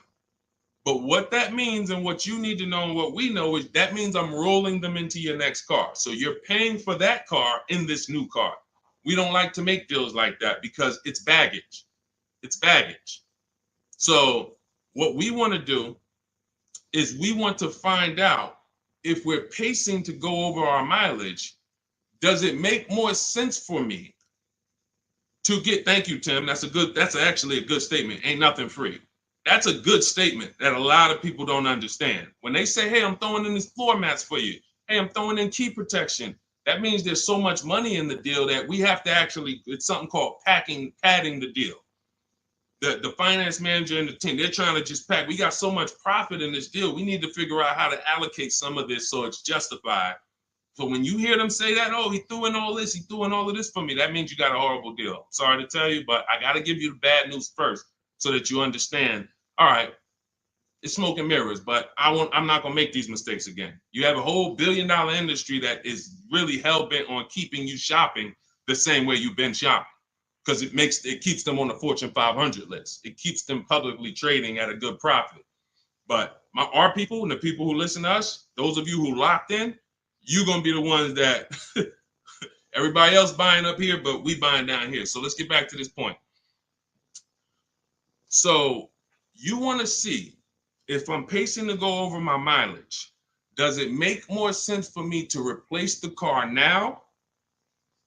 In which case, my payments would be due. If I stop my lease 3 months early, and in Nairobi's case, she has 19 payments left. If she was to go and stop her lease now, those 19 payments get billed out immediately. So if she walks into a dealer and says, hey, get me out of this car, they're going to try to either see, can they buy it, or do we make the payments and roll them over? What happens most of the time, and it's usually a better situation, guys, is you would use that lease penalty calculator, you put in how many miles you're driving per month, and it's going to tell you, if you go all the way to the end, this is how much your mileage penalty would be. I had somebody who I work with use that calculator. He found out the mileage penalty would be a little over $2,000. But if he got out now, his payment and mileage penalty would be $5,000. See, first thing we want to do when we find out we're going over mileage is, let me try to get out of this car. Oh, you don't realize that that's a bigger penalty you're paying, breaking the lease early, versus go to mileage, and then you find yourself a below market deal. You get yourself a deal like this. Get yourself a deal like this, because I told you I'm gonna be showing a lot more people. We had so many people get cars over the last couple of days. We gonna be showing these people. Look, this is Melissa. Melissa got a 2025 Honda Pilot EXL. She got a 15,000 mile a year lease. And oh man, I didn't even when I screenshot her, hold on. When I screenshot her deal, I didn't open it up with all the details that she shared. So hold on, stay with me, because y'all got to see this. She got a 1.27 lease. And if she would have let's say she was in a situation where she had a $2,000 mileage penalty, it would be simple for her to just literally roll that mileage penalty over here on top of her 1.2% lease. So this was her full deal right here. It says 15,000 miles per year, $597 a month. And look, she sold her old car because she was used to financing. This is the perfect example of someone who was taught never lease, never lease. She paid all this money to finance these cars. She had a 2018 Kia Sorento, and she would normally go in, trade that car in, and then use whatever equity she had, 5,000, 7,000, 8,000, as a down payment towards her next finance. And she just kept doing it over and over and over again, paying high payments, losing her equity. So she discovers me. She finds out she's not keeping cars 8 years. She's like, all right, if I'm not keeping cars 8 years, I'm not breaking Deshone's 8-year rule. I'm going to shop for a lease. So now she shops for her lease. She gets the same car she would have gotten and paid tons of money for, $800-900 a month for, because she was financing it.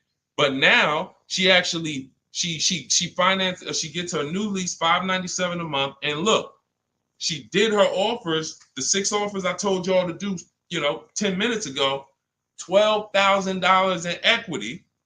So she goes in, she gets the new car, no money down, $597, drives off in a brand new $50,000 vehicle. Then she gets a check and she puts it in her bank for $12,000. It's the way the money moves. If you understand what I'm saying, if you're starting to, even if you don't get it all, if you're starting to understand type of dollar sign, it's the way the money moves. This is already a woman who likes driving newer cars. It's obvious. She has a 2018. She's going to upgrade it. So she would normally just go trade it in, finance another car, keep it another 5-6 years, trade it in, finance another car. It costs big money to finance these cars. It costs huge money. So now what she did is she said, okay, I drive 15,000 miles a year. I'm just going to get a 15,000 mile a year lease. If she would have got a 12,000, payment would have been $25 less. If she needed 18,000 like Jen, look at Jen's deal. Jen needed 18,000. Where's Jen? Here she is. Look, she says $512 a month. She got a CRV hybrid, and some of these vehicles are very in demand. So when you see vehicles that are closer to the 1% leases, these are vehicles that have bigger rebates, more support behind them. And sometimes you see vehicles that are 1.2, 1.3. They have a little less support from the manufacturer, but you still need to shop to get great lease deals because most people are paying, either huge down payments or then, they're paying over 1.5%. Again, let's stay on topic though. If you look at Jen, she said my payment was $512. I bumped it up because I wanted 18,000 miles a year to $563. Look, she shopped the payment. She shopped her deal from home the way we teach. She got 25 dealers to get involved online, never talked to them, got bids, used my email scripts, and she said, okay, my best deal for 12,000 miles is $512 a month. All right, now bump me up to 18,000. So she's getting, a lot of people would have just signed the 12,000 and then been talking about penalties that they're paying because they didn't get what they need. We teach something called choosing your mileage wisely. She paid $40-50 a month and she can drive her 18,000 miles a year, take her trips, do her crossroads, go see her kids in college and not have to worry about anything for $40-something more a month. It's the pennies. That's called being penny wise. Some people will be penny, that's called being dollar wise. Some people will be penny wise. It's called penny wise, dollar foolish. You have to get the mileage you need on a lease. And if you choose your mileage wrong, don't blame the lease. The lease is not a real person. The lease only goes what you put in. If you tell them, work me a lease payment with no money down, that's how they're going to customize it. If you say put the taxes and fees in the payment and give me offers, that's how they're going to customize it. You might have to tell them 2 or 3 times because they're so used to just telling people, hey, we need $5,000 down. So you might have to tell them that, but the lease is based on you. If you say, hey, I need 25,000 miles a year to drive, that's what they're going to quote you. That's what they're going to customize. So we always shop with 12 and then we adjust our mileage later. But that's what you need to see, Nairobi. So you're going to see, use that calculator I put the link for. It'll tell you whether it makes sense to get out now, later, or at the end. But the last thing I want you to compare that to is the equity assessment. I want you to go to CarMax, go to Driveway, go to Carvana, go to KBB Instant Cash Offer, go to Driveway, go to AutoNation, go to Car Gurus, get those 6 cash offers because you may be able to sell your car. And in which case, if you sell your car, all is forgiven. If you sell your car, there's no penalties, there's no nothing because you're actually transferring the title and the buyer is paying the company off. So do that equity assessment. But when you go to those websites, you must put in, when they ask you, is it a finance, lease, or own, put own. Don't put lease because it triggers something in their websites. Now, if y'all are like, you're like Deshone, I'm not going to remember all of this. Get the blueprint. That everything I'm teaching you is out of my new digital book, Cars from Home, 7 Steps to Saving Time, Money, and Avoiding Dealerships. It's already 5-star rated. Shout out to the people on Goodreads who have reviewed it. We're at a 4.9 rating. We got 4.9 overall, 58 ratings, 40 written reviews. Shout out to everybody who's came and told their story about this book since we launched it a few months ago. And you can go and see what the public is saying about it. This ship has sailed. You can get your copy for 75% off for the next 30 minutes. If you visited the website in my TikTok bio and my Instagram bio, once that gets to 0, there's a countdown, 30 minutes. Once it gets to 0, the price of the book goes back up to $97. It's still worth every dime, but I'd rather you pay $24 instead of $97. So on Instagram, TikTok, your 75% off is in my TikTok bio, in my Instagram bio. Get it before the countdown expires and you'll have the blueprint. On Facebook and YouTube, we have a link in the comments for you pinned for you to get your copy for 75% off for 30 minutes only. Again, if you're like Deshone, this is good, but there's no way I'm going to remember all of this. You can watch the replays, get it however you want it. Our system is step-by-step, and it doesn't involve talking. Everything we do is online tools. Okay, go ahead, Dolan. Let me take a sip of water. Next question. And you can buy more miles on the lease. That's a good point. A lot of people don't know that though, Tim. They really don't. You know, they might have signed a bad lease or heard somebody sign a bad lease, and then, you know, usually what signing a bad lease is overpaying for it or not getting the mileage you need, or both. You get them. I've had people who know they're not going to drive 10,000 miles a year, but because it's $40 a month less, or because they don't know, just pay $40 more and get what you need. They'll just take the 10,000. It's a horrible decision, and it leads to a terrible lease experience. All right, this is Teneros. How much should I put down as a down payment? It's a great question. So what you want to do is understand that down payment is nothing but payment management. It is not deal management. You don't want to fool yourself into thinking that because you got a good payment, you got a good deal. That's what down payments typically can do to a person who's not really good with math. You'll say, all right, I need to get my payment to 400. Now you're looking at a car you like, and you're like, I need to get my payment to 400. Now they tell you, okay, well, you end up putting $10,000 down and your payment's 400, and you think, okay, I got a deal. I'm at my payment. You didn't. You are doing one of the cardinal sins that we don't do here at Cars from Home. You're mixing transactions together. What does that mean? Almost everybody who's financially savvy when it comes to cars is going to separate their loan from the purchase price of the car. These two things are unrelated. You shop for the price of the car separate from the monthly payments. Because when you separate, you realize one thing. When most people are giving car dealers 3 transactions and not realizing it, they're buying a car from them. That's one transaction. They're giving their loan to them, or they're letting the dealer get them a loan. That's another transaction. And then they're trading in their car to them. That's a third transaction. So a person looks at it as one. I just made a deal with a dealership. No, you just actually did 3 transactions in one. And what happens, the reason why that's so bad is because you can't bid any of them out. In order to make sure you got a great deal, you need a great deal on each of those 3. The car you need to replace, you need to get the most money for that. The most money comes from bidding it out on the market with the strategies I just said 5 minutes ago with the companies that I just named, the equity assessment process. That's bidding that out. Now, we bid out our loans. Who's going to give us our loan? Who's going to give us the best interest rate? There's plenty of banks that want to compete for our interest rate. Plenty of banks that they don't even sell cars. That should be a clue to you guys of how much money is really in cars, because there's companies who don't sell cars. All they want to do is loan you money to buy a car. That means there's a lot of money in the loan business. So we bid that out. And there's a way we use a strategy. When you get my digital book, you get something called the Bank Bidding War Blueprint.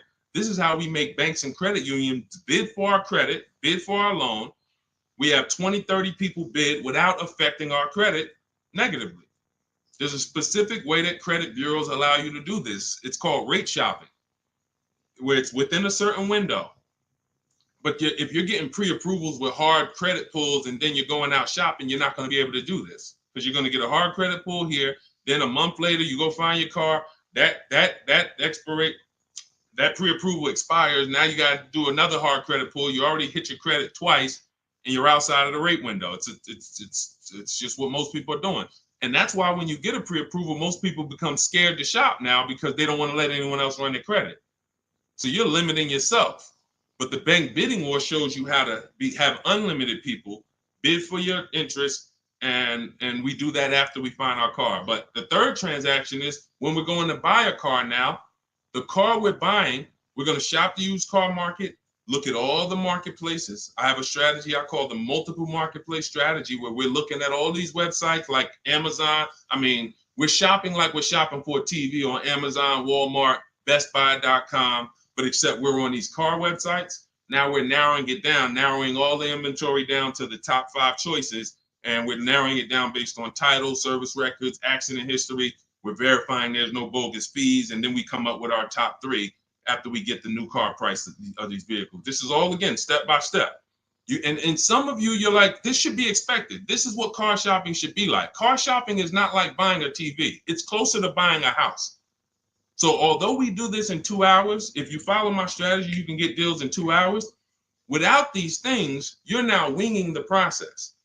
But first things first, when you determine, when you add to this question was about how much money should I be putting down?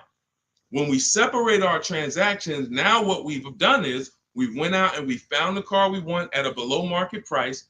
Now we go to our lenders and we start the bidding process and we say, okay, who's going to give me the best interest rate? And whoever gets me the best interest rate, now I put it together with the car that I have on hold. And I say, okay, what's my car payment now? And they may say, okay, well, if you finance the whole thing, your car payment's, $580. Now you might say, okay, I think I want to be at like $499. How much do I need down? Well, about $3,000. Okay, perfect. That's between you and the lender. It's not between you and the dealer. You're not, see, in that case, now you have the best price on the car waiting for you because you got bids on that. You got the best loan because you got bids on it. And now your down payment is actually going off the principal of the car, not it's going to pad the deal and the profit from the dealer. If you got that, type $sign. If you got that on TikTok, just start double tapping the screen, running the like sign. That is why it's important. We call that the 3 pillars of great car deals. You'll have to see these 3 pillars separately. Who I sell my car to, I'm bidding that out. Who I get my loan from, bidding that out. Who I buy my car from, bidding that out. And that allows you to sit at your computer and make all the money on your car deal and have these deals that, all of these people are making these deals at home. Look, this is India. She said she started using my strategies last year, but she shopped the market at the time. She was shopping for a Toyota Corolla, and she did not like the offers at the time. That's the benefit of starting these strategies way before you need a car. Look, we got people who get cars in 3-4 days, but when you have time, you can shop the market. She didn't like how the offers looked, and she waited. She said the best of all my offers were over 1.5% with no money, with no one budging on my counter offers. Fast forward 2024, I had to find a car in 2 weeks, so I got to work. In about 5 days, I walked out with a 2024 Hyundai Elantra Limited, $36,000 for 36 months, $12K, $365 a month, no money down. Boom, $365 a month, no money down. The MSRP was $28,725, making it a 1.27 deal. People would kill right now to be able to buy a car, drive a brand new, dependable car, fully warranted car, shop from home, never had to be stressed out in a dealership, begging for discounts. She's sitting at home and she drives off at $365 a month, brand new car, no money down. This is what it's about, people. It's about learning the strategy so that you keep the most money in your household. Okay? Everything I'm teaching you, everything India used is in my new digital book, Cars from Home, 7 Steps to Saving Time, Money, and Avoiding Dealerships. You can get your copy as part of our launch offer for 75% off in my TikTok bio or in my Instagram bio, but it's only for 30 minutes. After 30 minutes, the price goes back up to the $97 price, which is still great. If you missed it, and you're like, Deshone, I missed it, but I need these strategies. Listen, it's $70-something more. And the strategies you're going to use to save we can't even quantify it. We showed you earlier, somebody saved 25 grand off their price, almost 30 grand off her Mercedes. You've seen discounts of 6,000-7,000. You've seen ridiculous pay. It doesn't matter. The value you're going to get far outweighs the cost. And here's one thing. Financially wise people look at value. Financially foolish people look at cost. Let that sink in. Okay, those of you on YouTube and Facebook, I have a comment below for you. We have a comment pinned. You can hit the link below. You'll see the 75% off. Now, make sure when you get your book at the 75% off, if you get there before the 30 minutes is up, make sure as soon as you purchase, it says screenshot the thank you page. You'll see I put on that page, your book is below. You can click it to open it immediately, save it to your phone, save it to your computer, and I also email you a copy. But I want you to screenshot that page so you can have my support team's email. Every now and then we get people that typing so fast, you actually type your email in wrong. and then you didn't save the book right there on the thank you page. So now, how am I getting my book? You got the support team email. They're 7 days a week. Email, hey, I think I might have typed something wrong. I don't see my book. It's not in my spam folder. Get my team so we can get you the book immediately. So you can have these strategies, protect your family's money, shop with confidence, enjoy car shopping. I enjoy shopping. These people are like, enjoy. Look at what Adina said. Look at what Adina said at the end. She said, thanks to Sean. Hold on. Thanks to Sean for making the car buying process easy. And I want to upload this because it got cut off too. So I'm going to upload this. Thank you for making the car buying process easy. I want you enjoying car shopping. You're about to spend a ton of money. Why should you dread? Look what she said. Last sentence. If you're on Instagram or if you're on YouTube, you can see it. So, all right, Dolan, next question. Let's fly through a couple more. We still got some more time. Come on, y'all, keep typing. Lalia, yes, we send emails out all the time. In fact, everyone who had the book, I literally sent a new copy out to everybody on our list. It was like 9,000 people, maybe a month ago. So, like, go through your email, check your emails from me, because we do that every now and then. Like, we'll literally just update the book and blast the new copy out to everybody who bought one. So check your email, check your spam. You know, I've sent you that book. If you purchased it last year, you've gotten the new book probably at least 2 times, 3 times. We've updated it and sent it out to everybody. Okay, Kevy Kev, good to see you. What are the basic pros and cons of leasing? I know nothing about it, but my husband's considering it. Good question. Let's talk about the cons of leasing first, because I speak a lot about the benefits. The cons of leasing are you always have a payment. Now, some people who buy cars and they always trade them in as soon as they pay them off, or they trade them in before they paid off, they replace them before they paid off. Like, you know, we had the young lady earlier on the stream. She said, I still owe $18,000. I'm about to go and buy another vehicle. So she's always used to a payment anyway. So that's a con. You're always going to have a payment. Another con is you can't beat the car up and not realize the losses. Now, let me be clear on this. People think when they own a car, they can do anything they want to it and not realize the losses. But I want to be clear. If you follow me, let's say a person buys a car, you own it, you put a lift on it, a big exhaust system, one of the big, the joint is loud. You customize that car. Did you raise the value or lower the value of the car? Type it in. Did you raise the value or lower the car? If a person does all of that stuff, customizes the car, did they raise the value or lower it? Thank you, Cam Newton. Lowered it. So let's say a person was going to sell a car, and somebody looked at it and said, hey, how much is you going to pay? You know, they're going to pay $20,000 to buy your car. Now, you're like, okay, perfect. Now you go and you do all of this stuff to it, put the engine, put the exhaust on it, boom. You come back 2 days later, and you're like, hey, yeah, I want to sell you the car for $20,000. Now, they hear that new exhaust. They hear all that stuff you put on. They're like, nah, I can't give you $20,000 for that. And that thing probably worth $16,000 now. I don't know. What'd you do to it? So I'm trying to get you to see what I call the unseen expense. This is depreciation. Everything we talk about when we talk about leasing versus buying, we're taking into account how we're going to avoid major depreciation. But people who purchase don't often think that they don't actually understand that whatever they do to that car, if they drive 40,000 miles on it, they just lost money. If my car was worth 20 today and then I drive 30,000 miles this year, that car is going to be worth 10. I'm destroying the value. So you pay for it either way. So when I say that one of the cons of leasing is that you can't do anything you want to the car, well, you can't without paying for it, but you also can't when you own it without paying for it. But if you do that, you have to restore it to its original condition. Now, another con of leasing is you have to be able to estimate around about how much you're going to drive. So people who are like doing Uber or something, you don't know how much you're going to drive.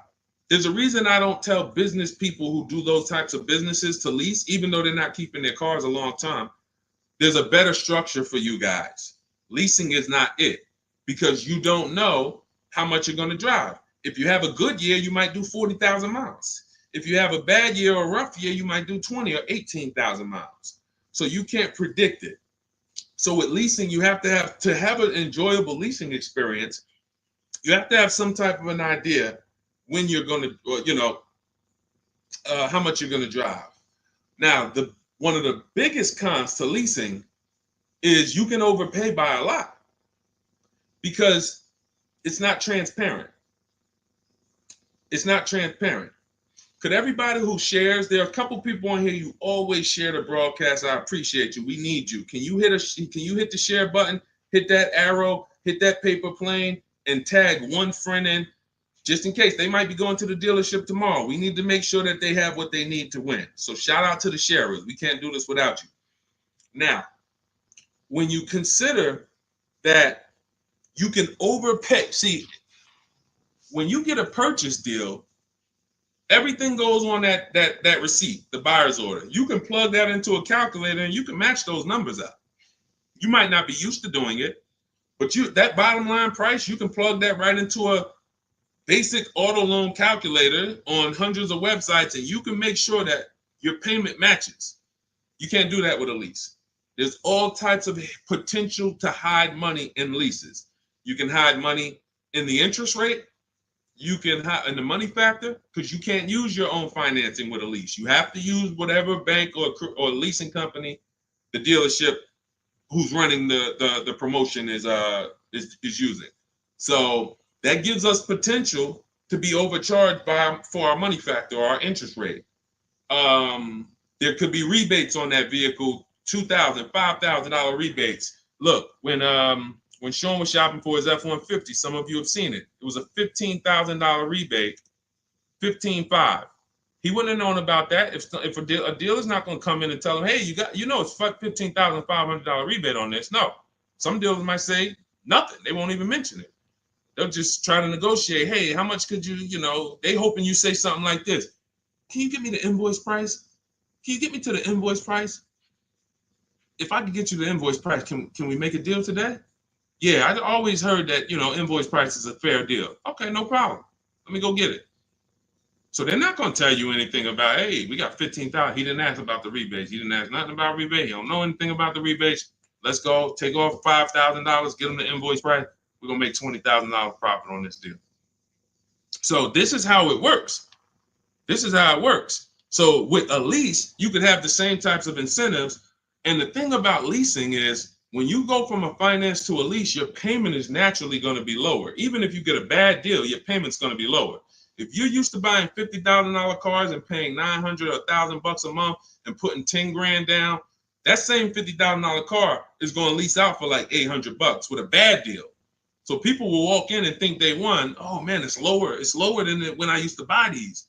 But you don't realize that, if this was a vehicle like Zafrina here, and look, this was a $60,000 vehicle, $65,000 Jeep Grand Cherokee. Now that vehicle, she's paying $579 a month for, no money down. So you walk in and you get a vehicle like this, and you think, oh, they got me the lease at $800. It's a $65,000 vehicle. I had to win. No, you lost big time because there were so many rebates and incentives that you didn't understand were there, and there's no way you're going to get them to reveal them to you. The only way, and I've been in the car business since 2006. I left in 2020, and since then I've been helping people make deals around this country. The only way to reveal what all the rebates are is 2 words: multiple offers. It's the only way. You're never going to negotiate your way to finding out what all the rebates are, because one deal is going to tell you it's $3,000, another deal is going to tell you it's $5,000, another deal is going to tell you it's $8,000, another deal is going to tell you there's no rebates. That's why when we sit back and we get multiple offers from home using the strategies in my digital book that you'll have access to immediately. Those of you who got your book, I see a lot of you saying, got the book. All of this stuff is scripted out for you. Now, you could do it manually, too. You want to call around the dealerships, ask for the sales manager, ask for a manager, try to bypass salesmen, because salesmen are trained to distract and waste time and make it hard, especially by phone. So if you want to try to do it manually, we must get 5 offers. New cars, leases, you must get 5 offers from 5 different dealers because that's how different the offers are going to be.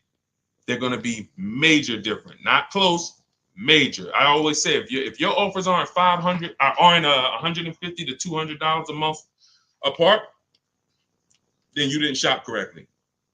Okay, go ahead, Doe. Let's shoot the next question up. That's it, Kevy Kev. That's the pros and cons. Oh, let me hit on the pros. Hold on. Let me try to sum up the pros of leasing before we wrap this question up. Pros of leasing are when you get below market leases, you're driving new cars, warranty cars, always under warranty in most cases.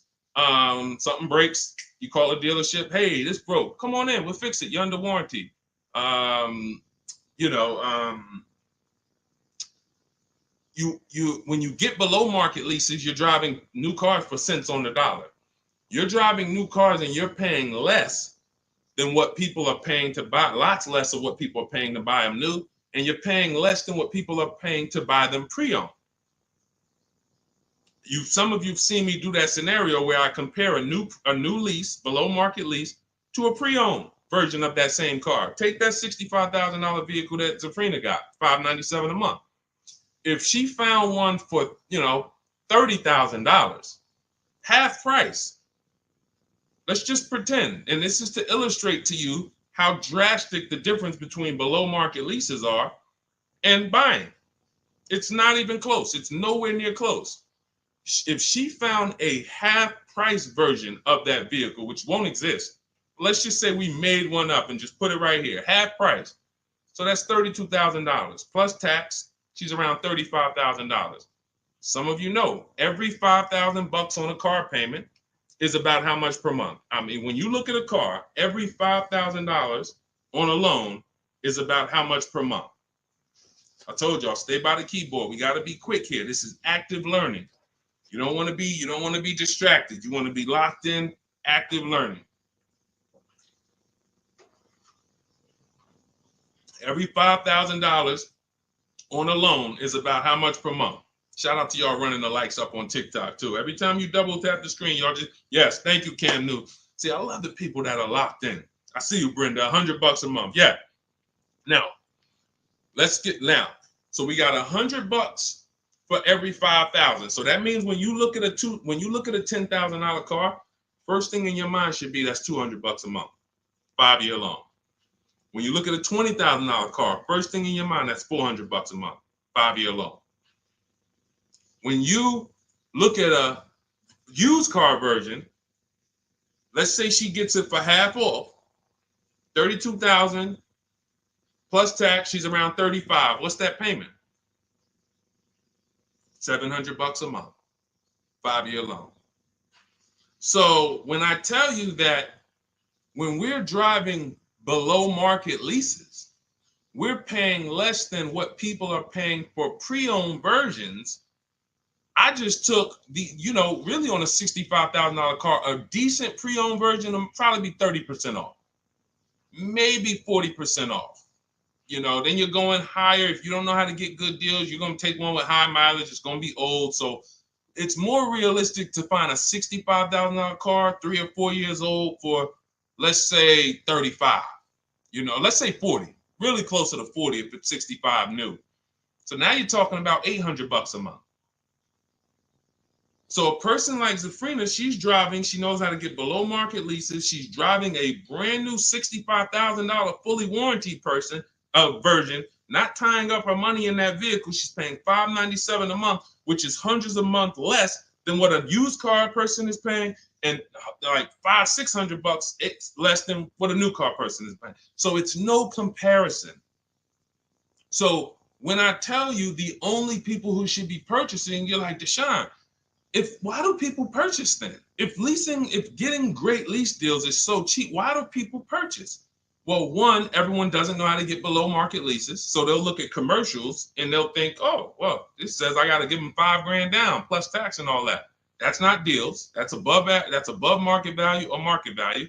We don't pay those prices. And second is, people who buy long-term don't care about those short-term benefits. I want to ask a question. Who on here has a vehicle in their driveway right now that you've had for at least 8 years? I want you to type how many years you've had it. Let me know how many. I see you, Sharon. Congratulations. Use it and win. Let everyone who has a car outside in your driveway that you've had more than 8 years, I want you to type how many years old it is. 8, 10, 15. Okay, Harold, he has one for 9 years outside. Sugar Lump, 19 years. Mr. Living Right, 8 years. Perfect. Dwayne Perkins, I see you, 22 years. Look, Julia Murray, 16 years. Look, Brenda, 8 years. Now watch this. Ralph, I see you, 10 years. 8 years or more is when we buy. These people won. So you heard me just spend the last 10 minutes, 15 minutes talking about pros and cons of leasing, benefits of leasing. But these people are the real financial winners in the long run, because the longer you keep a car, the less it costs you. I'm not a fan of people leasing who have the discipline to keep a car for 10, 15 years, 12 years. I would never tell people lease who's doing that. I'm trying to get the people who say, it's no way I'm keeping a car near that long. I've never done it. I don't enjoy it. I'm not going to do it. You are the people who should not be buying. Because the great thing about having a car 8 years is you'll see something. This is the depreciation cycle. This is how owners lose money on their leases, on their cars. When you purchase your car, one day when you buy it, it's worth this. 5 years down the line, it's worth this. 10 years down, 10 years, but here's the thing. After about 8 years, 7, 8 years, now the depreciation starts to level out. You're not losing that much money in depreciation anymore. Your car today, all of you who just typed, whatever your car is worth today, most likely it's going to be worth that next year too. If your car is worth $5,000 today, a year from now, it's going to be worth about $5,000. You beat depreciation. That's when it makes sense to purchase, when you have those values. These people, look, we call these cars keepers. When a transmission goes out on the car, you know what people who are not programmed, you're not a keeper, you know what you do? Transmission's out. You gotta go get a new car. When the transmission goes out for some of these guys, what are they doing? They go get another transmission and put it in the car.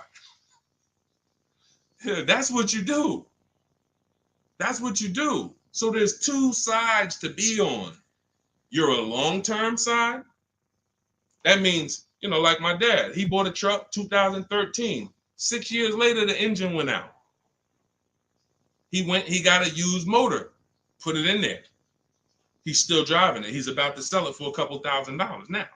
He's had that car for over 10 years. But he's had no car payment on it for probably 7 years. That's all money that stays in his household.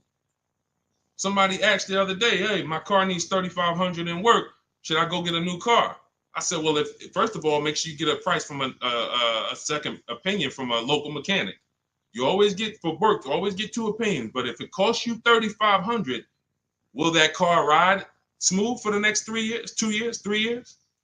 If the answer is yes, you need to understand something. If you go get another car to replace that car, it's going to cost you a minimum of $3,500 a year, and most likely more than that, $6,000, $7,000 a year coming out of your household. So do you want $3,500 one time and now I got no car payment, I keep my bills low? Or do you want to go get a new car payment that's $400 a month? Now what is that? $400 a month times 12, that's $4,800 a year for the next 5 years or whatever. The cost of replacement, guys, is always more than the cost of keeping that vehicle running. That's why you want to have that car paid off before the 10th birthday, and you want to set aside money for maintenance and repairs. Whatever you were paying on your car payment, $400 a month. All right, my car is paid off. Now take $100 or $200, put it into an emergency fund. So when that car breaks down or something needs, hey, no problem. It's in the emergency fund. But I'm keeping that car, because the longer I keep that car, the less money I pay for a car, the more money I keep in my household. So that's how you purchase, because you're buying a depreciating asset. You have to go long term with it. It's going to go down in value like this sharply for the first 5-6 years. It's going down, losing thousands. But once it levels out, that's when you really want to own it, because now we good. Things paid off. I ain't got to worry about it. But as soon as people come through that deep depreciation, that's when they go and trade the car in, and they do it all over again, over and over again.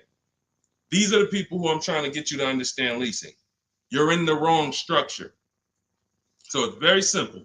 You're not keeping your next car 8 years, you should be leasing, shopping for below market leases. You're keeping your next car at least 8 years, you're shopping for a below market purchase. And all of this is in my step-by-step book. This is the first step. Leasing versus buying. I call it the most important question. We got to put your deal on the right foundation, and then we go get a below market deal.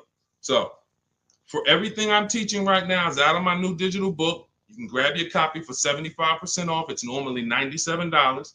If you want the entire blueprint, and you guys see the comments, you see the comments people making, man, get the book. Get the book. You see it. So you can go to, thank God we have approaching 10,000 people who have the book. Thank God. We are getting this in a lot of people's hands. People love the welcome offer. And the same people who are using it would look back and say, Deshone, I would have paid the $97 knowing what I know now and what I'm seeing in this book. But to get it at 75% off, $25, even more value. But it's only for 30 minutes. In my TikTok bio, in my Instagram bio, click that link that says 75% off. In my YouTube comments or Facebook comments, we have a comment pinned for you for your 75% off. But once that timer hits zero, guys, it does go back up to $97, which is the normal price. And it's worth every dime at $97. Okay, so get your copy. Make sure you screenshot the thank you page as soon as you purchase, and make sure you take a record of our support team's email, because sometimes you go and you type it in, you're like, I'm finally going to be able to enjoy car shopping. Man, I'm about to make the best car deal of my life. And you're so excited, you type your email in correctly, and now it's wrong. And so we can't email you the book. Now, once you get the book, you're going to see, as soon as you pay for it, I say, open your book below. So there's a link right there on that page to actually open the book, and you can save it to your actual, you can save it to your phone. But I email you a copy too. And sometimes if your email's wrong, you're not going to get that email. So make sure you screenshot that page. It has my support team's email, or look at it right here. Look at it on the screen. Get the support team just in case. But that's not for questions. Do not email me any car buying questions to that. That's only for making sure your book gets to you. Okay? So I want you empowered. I want you making the best deals you've ever made. I'm just going to show a bunch of more people before we rock out. I didn't get a chance to get to everybody's deals that has sent me a deal in the last couple of days. I didn't get a chance. Ansley got his second vehicle. He said 2 down, 1 more to go for the year. He got this BMW truck. We showed Melissa. We didn't show American Senior Benefits. You guys can read this if you're on Instagram, on YouTube. You can pause that. But we'll go more detail on the second stream. Keep sending me your deals, because I told y'all I was going to bring them onto the show. And after you make your deals, email me. I want you guys proud of the deals you're making. I want you excited, not just about the car. Everybody gets excited about posting their cars. Everybody. You'll see that all through any social media platform. People get a new car, they want to take pictures of it, but they'll never show you the numbers. And you may have been this way, because secretly they're ashamed. The last thing they want is somebody who understands the numbers to look at that deal and be like, hey, did you see this? What's the $4,000 here? Did you see? How many offers did you get on this vehicle before you paid this price? Oh, no, I just thought they don't want that. I don't want you living like that. If you've done that before, I don't want you like that. I want you like all of these other people you're seeing posting your car deals, like Melissa, like American Soldiers Benefits, like Ansley, this is his other car, like Rosalie, like Jen. Hold on. We do this all day long.